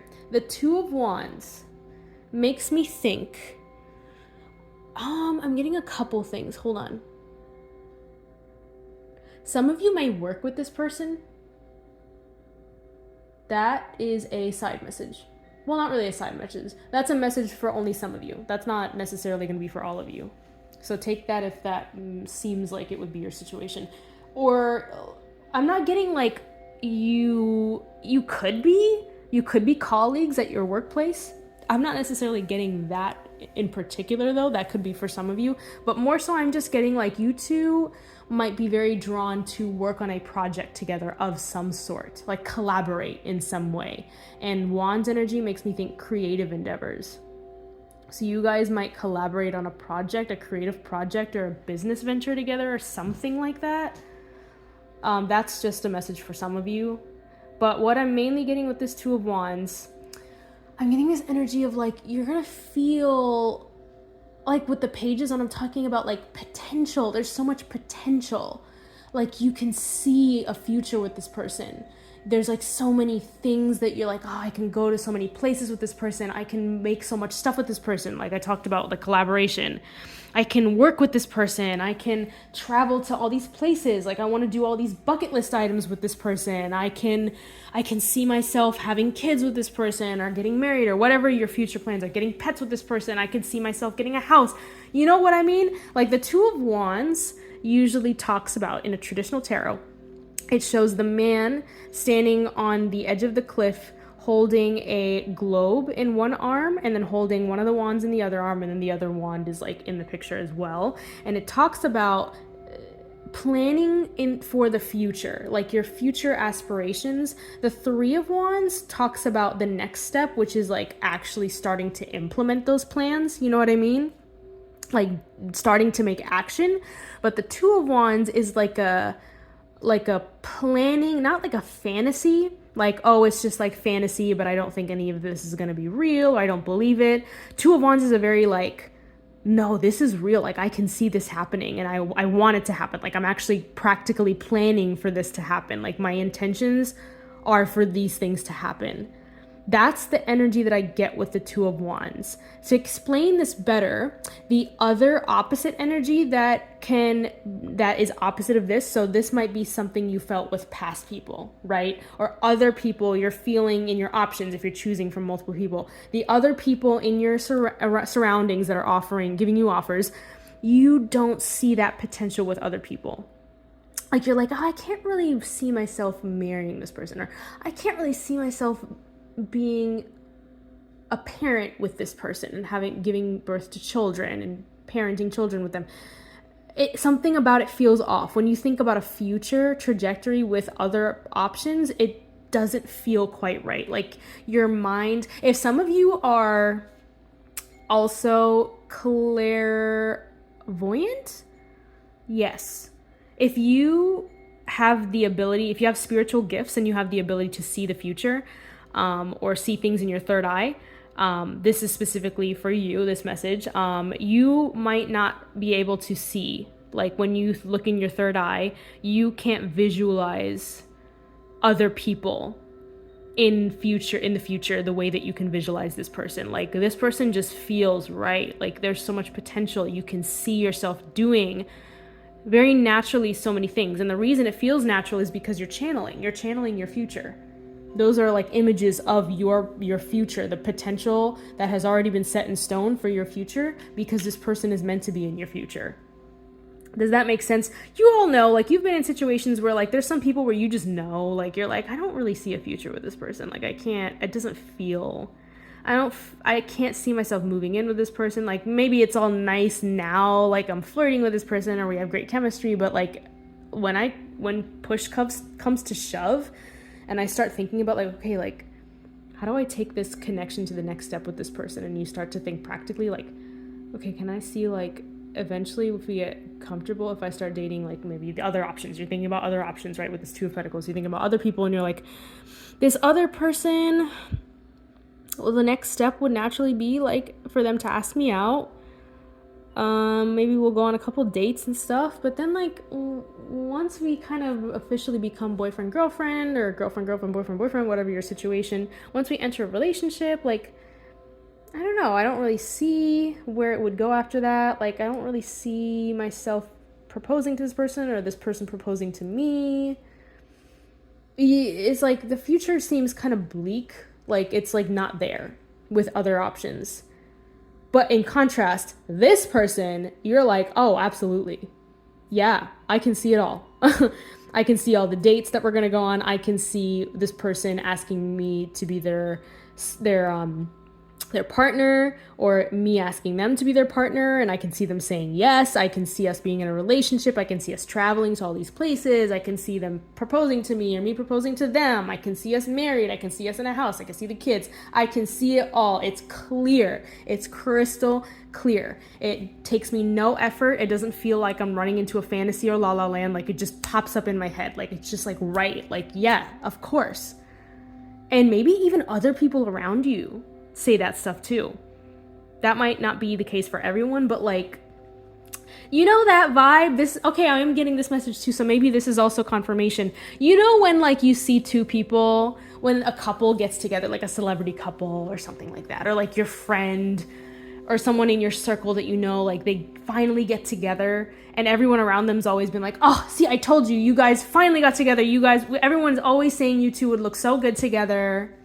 Oh, it was just a matter of time. Finally, you confessed and became a couple. You know, that supportive energy around certain couples. I've always seen that this happens when it's couples that are meant to be together, right? Couples that are healthy, couples that are, even if they're not meant to be together forever, they were meant to be in a journey together for some period of time that was very significant and they were right for each other, right? People can pick up on that energy around you. That's why some couples have such positive energy around them. People are so supportive of those couples because people can see that. They can pick up on that energy. They know. Everyone can pick up on it, including yourself, and sometimes it might just be hard for you or another person because you're so personally entwined in the connection. It's hard to have that third perspective, right? But everyone else around you can see through that BS. They can see if you guys are going to end up together, if you like each other or not, and you know, all that kind of stuff. That's why it's very easy to support even couples in like movies and shows and stuff. Like I talked about Rachel and Ross. Another one that's coming to my mind is Jim and Pam from The Office, right? These couples that have like universal support. Like you're out here and you're like, I don't know this person. I don't know that person. I'm not in the relationship. Like, oh, why am I so invested in this couple? Why do I root for this couple so much? Like we get emotionally invested as if we are in the couple. Like it's crazy, right? When you think about it. But that's what I'm also picking up with this card is you might have a lot of people around you who, with your counterpart specifically, out of all the options, your counterpart, everyone always talks about like, oh, you two would look so cute together. Oh, you two are so cute together. You guys are always like, oh, of course you're talking about him again. You're talking about her again. They're talking about you. And like, everyone is just like supportive. Everyone's just like always saying positive things about the two of you being together. Whereas usually a red flag that I always see with other couples who are kind of like not really good for each other, they're not going to last very long, or it's not serious, or it's a fling. I notice a pattern where people don't perceive the couple in a positive light. This is where you tend to attract a lot of jealousy and envy from people, or people who just don't understand it and actively try to tear the couple apart. Now, I'm not saying that you're not going to experience that every coupling. There's like a level of that, especially if you or your person has some kind of a prominent position or a following of some sort, or they're very popular or highly sought after. Or you are, you know, whatever, like, oh, you're coming through, might be in a situation where you have a lot of options, so that could be the case for you too. But even couples where like there is jealousy or envy, or people want to take the couple apart, you notice that energy where like spirit is just protecting them and like supporting them. Like those people, like they're not even on people's radar. Like the predominant energy is always positive. Like people are always supportive of good couples. You know what I mean? Like the jealousy and the negativity and the, oh, this person should be with that person, those kind of comments or those kind of perceptions are not the dominant energy from the public. That's not the overall view from the public. Usually the top view is support.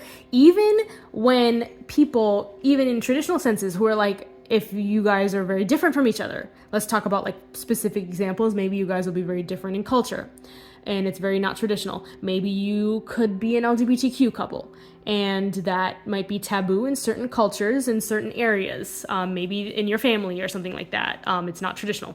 Whatever the case, maybe there's something about your coupling that's very like hard to believe. It's very rare. It's like shocking in some way.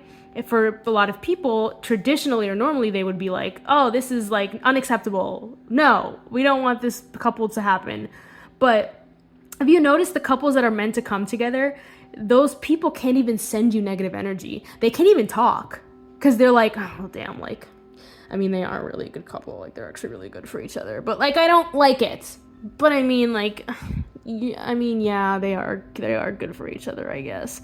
You know what I mean? Like, that's usually the type of energy Like, people can't even talk ish about the couple because the couple's just so good. It's because it's meant to be. It's a healthy relationship, and the two people are like, they fit each other like a puzzle piece. Like, they're perfect for each other. No one can even say anything bad. You can't even be jealous. Like, you can be jealous in your corner. It's not going to affect the couple in any way. That energy of protection and support. This connection is highly supported. I'm getting that energy with this card of like, it's supported. You see the potential. It feels right. Other people feel that it feels right, you know? Whereas with other people that you might be with, the reception might not be as positive, or people don't really like notice, or like they might be confused about like, why are you with that person? Or like, I don't really see you ending up with a person like that. Does that make sense? Whereas with this one, even if you guys are different, that's the weird thing. It's like, I would never picture that this person would end up with this person, but it's like, right. Like, it makes sense in a weird way. I was not expecting that. That kind of surprise, a positive surprise of like, I can't even argue. Like, they actually are like perfect for each other. I don't understand. This doesn't make any sense, but they are perfect for each other. Does that make sense? So that's the vibe that I'm picking up with that dynamic not between you two, but the dynamic that you will feel with this person, and the receptivity of everyone else around you, like how people are seeing you as a couple. It just feels right, and it feels like you can have a future with this person. All the other people, not so much. You don't really see a future. But this person, hell yeah. It's like automatic. So yeah, this card, let's talk about this one now. This is the next message coming through. This is a big one. This is the first time this person will feel like they are giving as much to you as you are giving to them. I think this is not something you are used to at all. Girl, I've been there. I've done that. I completely understand what this feels like. This person will reciprocate. You give them love, they will give it back to you, honey. There is no more, oh, I'm doing more of the work and this person's kind of like half-assing. Oh, this person's trying to act cool and distant, but I want to open my emotions to this person and be honest with this person. I don't want to deal with any BS. I don't want to deal with any pretenses. The energy matches. We have 3 pentacles here, 3 pentacles here. We have the Libra scales, and Libra traditionally talks about balance. Libra is also represented in tarot by the Justice card. The Justice card talks about karma and balance. What you deserve comes back to you. This card often talks about that type of dynamic, balance, reciprocal energy. What you put out, you get in return. This is a key thing that you're going to notice with this person, that you will not feel as strongly, if at all, with your other options or the other people who are giving you offers. Does that make sense? So you will feel loved by this person. You will feel, even down to like, this is a huge sign that I've noticed that doesn't seem like it's a big deal, but it really is. Even the way you guys text each other. This is really specific, but maybe you guys will be in a situation where you have to have a lot of your communication happening through text. Maybe you're a long distance couple or something like that. That could be for some of you, not for all. So take it if it resonates. Leave it if it doesn't, if that's not your situation. But I'm getting this very specific example that I've learned through the years. A great way to tell if someone's reciprocating the same way as you is if they text the same way you do. And not everybody don't text the way you do, so maybe that person's not for you. Don't take that literally, obviously. But you know what I mean? Like, you can tell if you're like putting out these texts with like all this depth, you're sharing a lot about yourself, you're asking a lot of questions to the other person, you know, you're really engaged. You can read through the text that you're sending and you're like, you can tell you're really into it. But then the other person does that crap where they're like, okay, sure, yeah.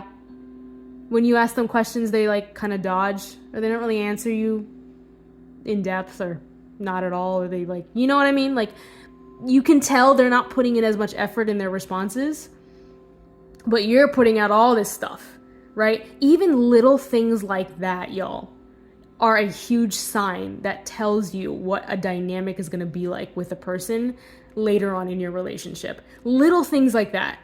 But they're signs, they're flags, right? They're red flags or green flags. This person, if you give them a paragraph and pour your heart out, this person will respond with a paragraph pouring their heart out.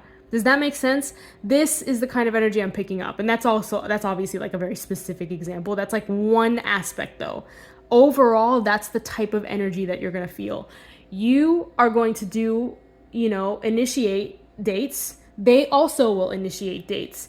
If you guys have a very yin-yang connection, like one person's very masculine, one person's very feminine, and this doesn't have to be like in general, but in your dynamic specifically, if you feel that one person ends up playing a very feminine role and one person's very masculine, this does not have anything to do with gender, by the way. I'm talking about energy, right? Receptive and forward, right? Venus and Mars. One person takes a lot of action and initiative, and this other person receives it, right? Let's give an example. So let's say you're the feminine. Let me try to give you a specific example to illustrate this. Let's say that you're the feminine and you're talking to this person, and the other person ends up initiating a date. They want to take you out on a date.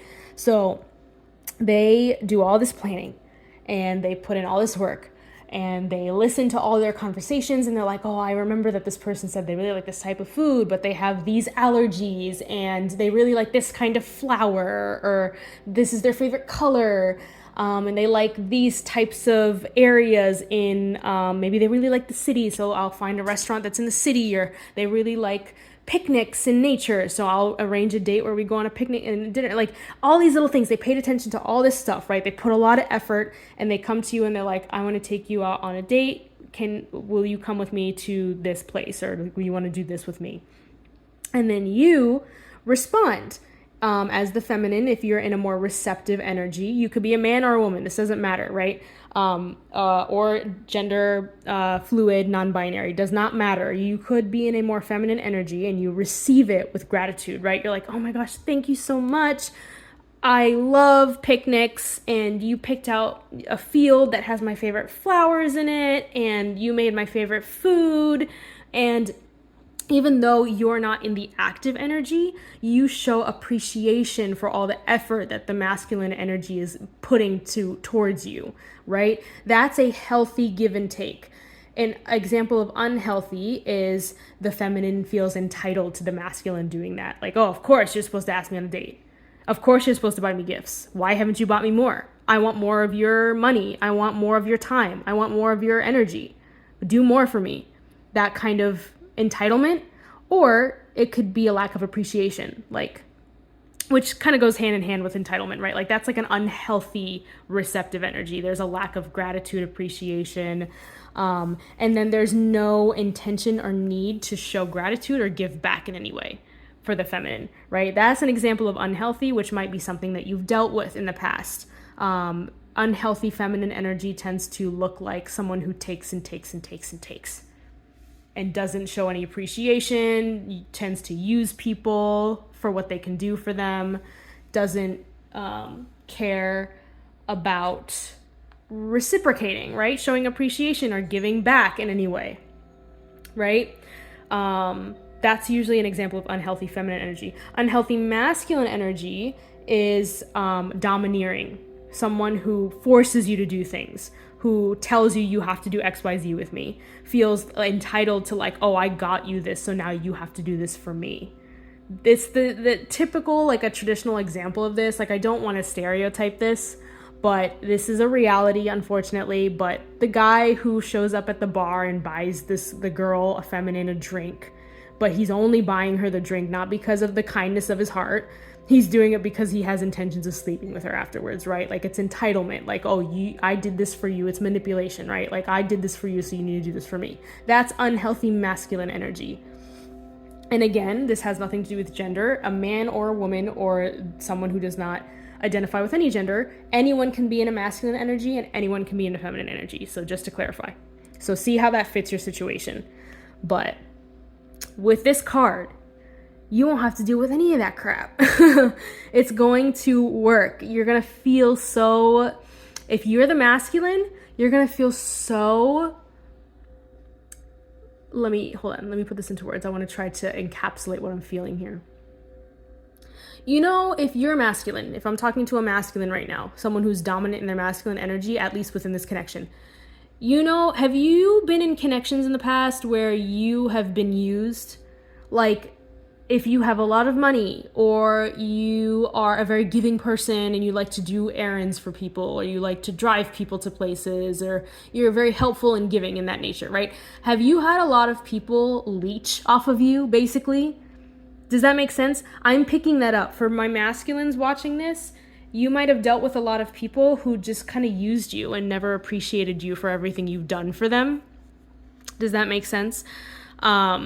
If that's the case for you, and even if you are not, if you are a masculine within this connection, but you are more feminine when you deal with most other people, or you've been in more feminine energy most of your life, take that how it resonates too, right? So in your past, if you've been more masculine, even if in this connection you are more feminine, in your past, if you've been more masculine, or you've just always been in your more masculine energy, this applies to both situations. Does that make sense? You might have been really used to just giving, and people just taking and then like walking away, like sucking your energy, right? Energy vampires. You might have never felt what it feels like to be loved back, to have someone pursue you the same way you pursue them. And for my masculines who are male, this unfortunately tends to be a situation that happens a lot, unfortunately, with feminines who are not healed, where they take what you they use you for what you can do for them, but then they never show you any appreciation for it. There's a sense of entitlement, like, oh, you're supposed to do that for me, you're supposed to buy me gifts, you're supposed to pay for me, you're supposed to drive me to places, you're my friend, you're my roommate, you're my boyfriend, like, you're supposed to do these things, you're my girlfriend, you're supposed to do these things, right? That kind of thing. There must be a lack of appreciation here. You've never felt loved back. You've never felt pursued, desired. You feel like you're the one doing the chasing all the time. Does that make sense? This person will not make you feel that way at all. You will feel so desired and loved by this person. You will feel so appreciated by this person. This person, if you do things for them, they will make sure to show you in some way, whether that's just showing through gratitude or doing things for you, initiating things back. Maybe they take you out on dates too, right? They'll pay for you too. They will make sure that you know, whether they communicate to you, show you through action, show you through love, physical touch, whatever. They will make sure you know, I appreciate you so much. I love you. I am attracted to you. I want you to. And that might not be something that you're used to. For my feminines, you might have dealt with a lot of domineering masculines. Masculines that didn't respect your independence, masculines that controlled you, masculines that didn't trust you, masculines that forced their will upon you, tried to mold you into someone that you're not, instead of just giving to you just for the sake of, like, I'm just giving to you because I really like you. Like, I just want to make you happy. That's all. This person is going to do that. They're going to actually listen to your needs. They're going to do things that you want them to do. They're going to listen to your concerns, your requests. They will not make you feel guilty for asking for help. They will not make you feel weak for being in a receptive position. They will respect you and they will do things for you because they are trying to be kind to you, because they like you, because they want to protect you and make you happy. Their intentions are pure. They're not trying to do anything to get something out of you. Ooh, there I go knocking my phone because I'm so excited. Does that make sense? I hope I'm illustrating this dynamic. It will feel genuine, and what you put out, they will give back to you. And it just keeps going. It just increases more and more. It's almost like you're one-upping each other, but like not in a weird, like toxic way. It's like just genuine. Like you just like, your love is growing more and more and more for each other. So you just feel more inspired to be like, oh my God, I just love this person so much. I just want to buy them something. I just want to make them a gift. Or like, oh, I really miss this person. I love them so much. I just want to cook their favorite meal just because. That's the energy that I'm picking up. Oh, I really miss this person. I'm going to take them out on the best date. I'm going to plan this whole thing. I'm going to make them this gift. I'm going to cook them their favorite food. I'm going to make love to them. I don't know. That just came through. That could be the case for some of you. Okay, I'm getting another mess. Now that I said that, the bedroom will be very balanced. I'm just going to say that. And that might not be something you're used to either. Either you would give a lot in the bedroom, or you would be forced to take, but the stuff you're taking is not pleasurable to you at all. And even if you would voice it, it wouldn't matter because the person just cared about ego and dominating you and not about your needs at all. Does that make sense? But in the bedroom with this person, dang, they hit all the spots. And it's not like, oh, because they're so good in bed. It's because they know you intuitively. They care about you, and their goal is to please you. That is what turns them on, is pleasing you. It's the most selfless form of making love. That's what it's going to feel like with this person. Like, they give to you just because they want to see you feel pleasure. And you want to give to them because you want to see them feel pleasure. You're not using each other to like fulfill lusty needs or anything like that. You know what I mean? Like, it's like genuine reciprocation here in all aspects. All aspects are being fulfilled and reciprocated. Yeah. Okay, what is this, why is the Seven of Wands here? This is the one card that I've been struggling to figure out what's going on here. Give me a second and put my glasses on again. Why is the Seven? Okay, yeah. When this connection first starts, something for you to be aware of. Yeah, okay, I'm getting the message. This is gonna feel too good to be true. Obviously. Everything I've talked about, you're probably already listening to this like, what? That sounds too good to be true. I don't believe that. That's the energy I'm getting with the Seven of Wands, is you're not gonna trust this person in a weird way because you're like, this is too good to be true. Like, is this person playing me? Is this like a dream? Are they gonna like break my heart? Like, is eventually this is like too good to be true? Is it gonna end? Is this all gonna fall through? And there might be some resistance to this connection in the first stages, the initial stages. I don't get like a toxic, like a on and off, like one person runs and then the person chases. I don't pick up anything like that at all. What I'm just picking up here is like just that niggling feeling in the back of your mind that kind of makes you want to hold back a little bit. You know what I mean? Like, can I trust this person? I don't want to give all of myself up to them. Like, oh my gosh, you're perfect. Let's get married immediately. You know what I mean? And this also pairs well with this back of the deck energy, which I'll get to in a second. The Knight of Pentacles. That makes a lot of sense. So in the initial stages, this person and you might test each other. I don't like saying that because it sounds like negative. It sounds kind of toxic. But what I mean by testing each other is like, you've had to deal with such crappy people in your past. Like, you're so used to being mistreated that when this person comes along and they're just like perfect, you're obviously going to doubt that in the beginning, and you're going to be kind of skeptical. You're going to be a little wary.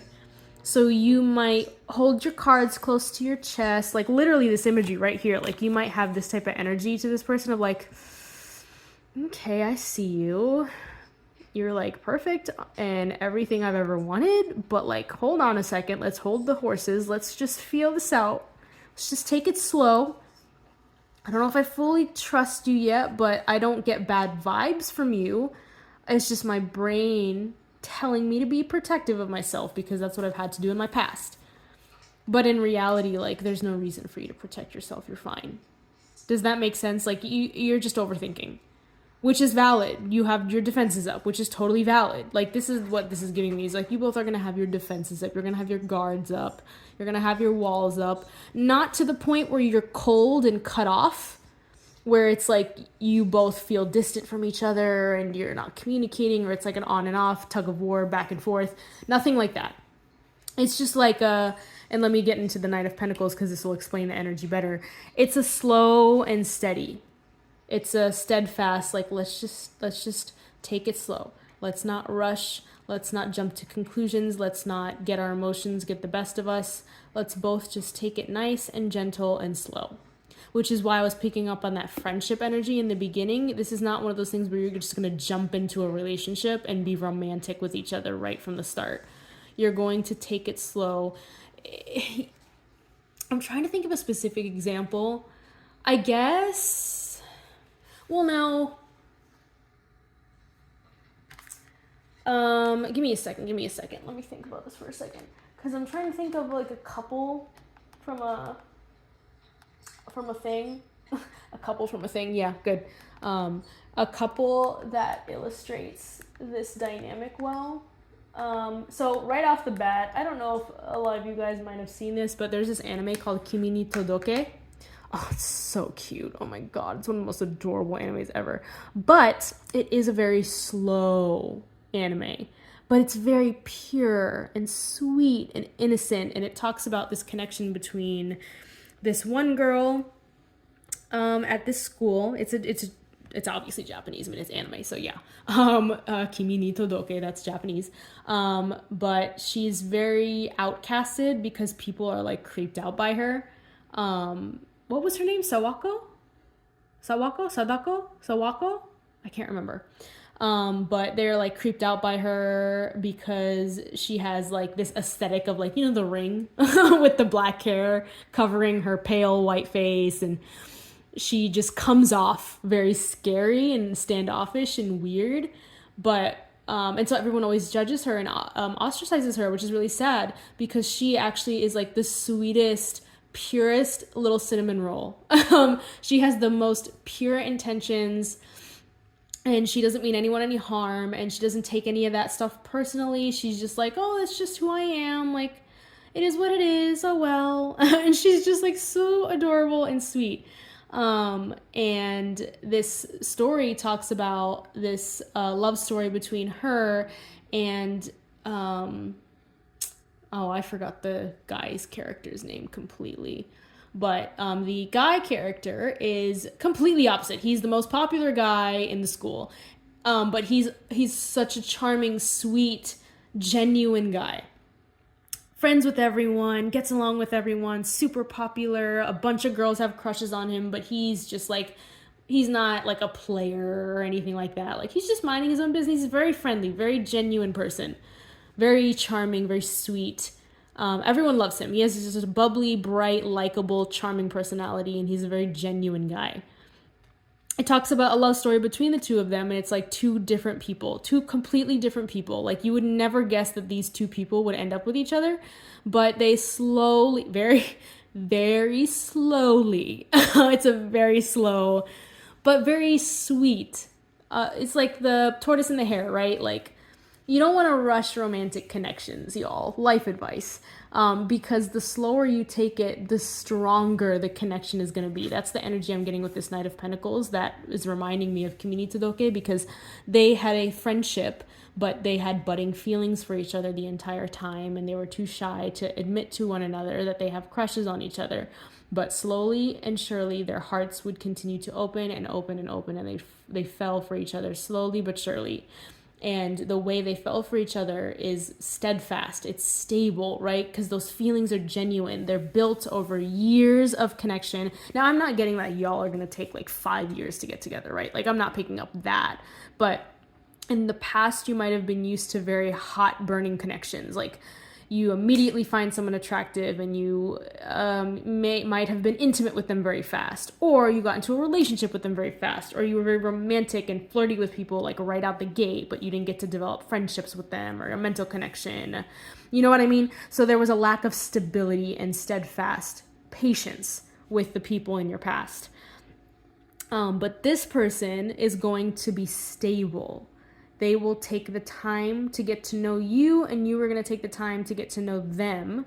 That's why this Seven of Wands energy is there, because you both are going to be a little weary at first. You're going to be a little heavy-hearted. And you're not going to be totally open and receptive to just jumping into a relationship immediately. You're going to take it slow. But the taking it slow doesn't feel like obstacles are going to be there and you're going to be on and off and it's going to be painful and, you know, this roller coaster, all that crap. It's going to be sweet and slow and peaceful. You're slowly going to be besties and you're going to talk to each other all the time and you're going to build your connection slowly but surely. The emotions are there, the connection mentally is there, the passion is there, but you're not like going to be like, okay, let's be in a relationship. Like, I just met you. It's been 5 days. Let's date. Right? So that's what I'm getting. With this Knight of Pentacles being your overall energy, is it's going to be slow and steady. But that slow and steady is going to lead to such a strong stability and foundation. Y'all are going to be so loyal to each other. It's like that kind of stability where it's like, cheating who? Like, there's not even like that concept of like, is this person gonna like look at another that's like not even there. That's not even an option. You two are just like so enamored with each other, like, and you're gonna understand this. You might not feel this way right now before, or like if you haven't met this person, if you don't feel this dynamic yet, you might not resonate with that. You're like, oh really, I've always had to deal with like cheating people or people who aren't trustworthy or people who have eyes for others or people who didn't choose me, you know? But with this person, like, it's just like not even a question that crosses your mind because you're so enamored with each other. Like, you're so connected with one another that it's just like, and you're so perfect for each other. Like I was talking about before, like there's no one else out there that hits the boxes like you two do for each other. You're just made for each other. I mean, that's why you're counterparts. But you know what I mean? Like, you're just going to be so comfortable and sure and confident with this person because they make you feel so taken care of. They communicate to you so openly, like, how much they care for you and how well you two fit together. And, like, there's just not even a question of, like, of course this person's not going to, like, care about anyone else. Like, we're perfect for each other. Like, there's no one else. It would be stupid for them to even like look for anyone else, right? Like, that's not even going to be a thought. That's not even going to be like a thought that crosses y'all's mind. Like, the loyalty is obviously going to be there because you two make each other so happy. There's not even a question of like, would this person look at someone else? Like, of course not. Like, why would they? All their needs are met with you and your needs are met with them. So like, there's no reason to even look outside of this relationship. Like, that's not even a question. Like, the loyalty, because of how strong you guys connect on all levels, like, of course the loyalty is there, y'all. Like, you're going to be together forever. There's no one else. There's no one else that will even measure to the standards that you two have set for each other. You know what I mean? So yeah, that's what I'm getting for you guys. Those are all the messages that I'm seeing here today. These are the messages that wanted to come through to let you know what to look out for, how this person is going to set themselves apart from all the other options that will be presented to you when you finally come into union with this person. Or you might already have just got into a union or reunion with this person and you're starting to see some of this dynamic, but I'm describing what's coming up for the future of the dynamic as well. And this is what's gonna let you know, like, these specific things of like, yeah, this is the person.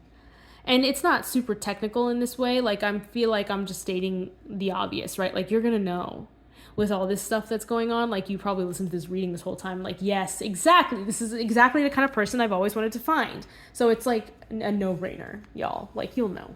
It's going to be very clear who's going to stand out, right? Like, this pentacle, she's looking at it. It's higher up. She's raising it more. She's focused on it. Like, everyone else is going to be like, yeah, this is the person. This obviously, this is the person that I'm feeling the most. Like, it's very clear. This is the one that I have my eye on. This is the person I'm like, yeah, this is the person that I've been looking for. Oh yeah. They're the one. Duh. So yeah, Spirit wanted to come through and give you these details so you're 100% sure when you find this person that you know this is the one and that you have nothing to be afraid of. You're going to feel scared. You're going to have your defenses up, but it's okay. Don't overthink it. You are not picking up on red flags. This person is not like going to hurt you, or it's not that they're not trustworthy. Like, you're fine. You're fine. It's just stuff from your past that's holding you back. And because this connection is going to be slow and steadfast, I'm sorry. Another thing I wanted to mention is you and this person will take as long as they need to feel comfortable. This person will not pressure you to get into a relationship, to go on a date if you don't feel like it, right? Like, if you're scared, this person is probably also going to be scared, right? Reciprocal energy. You probably are both going to mirror each other, and you're going to take it at your own pace. If you don't feel comfortable with something and you tell this person, they're going to be like, oh yeah, absolutely. Sure. Of course. If you spend a day together and this person says, do you mind if I stay the night? And you're like, I'm not comfortable. Like, that's too fast. They're going to be like, okay, that's fine. Totally fine. They're going to respect your boundaries and you're going to respect their boundaries. Does that make sense? This person will not pressure you and you will not pressure them to rush into something that you're scared of. You will not feel scared with this person. Does that make sense? That's the difference. Your brain is going to overthink and be like, are you sure you want to trust this person? This person's too good for you. This person's too good to be true, blah, blah, blah. All the people in your past did XYZ when they did this stuff, blah, blah, blah. But in your heart, you're going to be like, no, this person makes me feel very safe. Everything's fine. Like, I've had no issues with this person. It's all good. Does that make sense? So that's the dynamic that you're going to feel with this person, that you're not going to feel with other people. So yeah. Wow, there goes my phone. That is a sign from the universe that I should probably wrap it up, because I'm looking at the timer and it's been a long reading. Woo, it's been an hour. Okay. So yeah, your guys has been the longest pile, that's for sure. But these messages had to come through. So, but yes, so that is the gist of what I got for you guys today. Those were your messages about your counterpart. So exciting. You either just met this person. Congratulations if you finally manifested them and they've come through. I'm so happy for you. Yay. You deserve it. You deserve this. And for those of you who haven't yet, whether it's a union or a reunion, it's coming soon, man. It is coming very soon. Remember that? Remember that. 8 days to 2 months. Very, very soon. Okay? Get excited. You deserve this. You're going to be fine. Try your best to not get too wrapped up in this energy. Take your time, however long you need, to feel comfortable, to come out of your shell, to open your heart. It's okay. Don't push yourself. Like I told you in the beginning of the reading, don't push yourself to heal faster than you need to. Don't force yourself to speed up anything and do things that are against your values or that make you uncomfortable. Like, take your time, do what you need to do, and this person will do the same. This person's not going anywhere. Sorry, that's what I was trying to get at, is like, this person, remember I told you, was loyal. This person is also not going to go anywhere. You take all the time you want, you do whatever, this person's not going to run away from you. They're staying, dude. They're stuck to you like glue, by your side. Not in like an obsessive, clingy way, but like I'm here for you. You can depend on me. I'm not going anywhere. And you will be the same with this person. Oh, this is so amazing. I love this. Wow. I'm so happy for you guys. Yes, this is what we like to see. Okay, and now I'm officially done. Okay, so those are the messages that I have for you guys. Thank you so, so much for stopping by and trusting me to read your energy and give you these messages. I am so honored and privileged that you clicked on this video and that you're supporting me in this way. If that resonated and you want to leave a like or you want to even subscribe, that would be awesome. I super appreciate that. But that is all I have for you today. Can't talk. So if you're interested, stick around, subscribe if you'd like to see more readings from me. But until then, I will see you in the next one. So thank you so much for watching. Bye!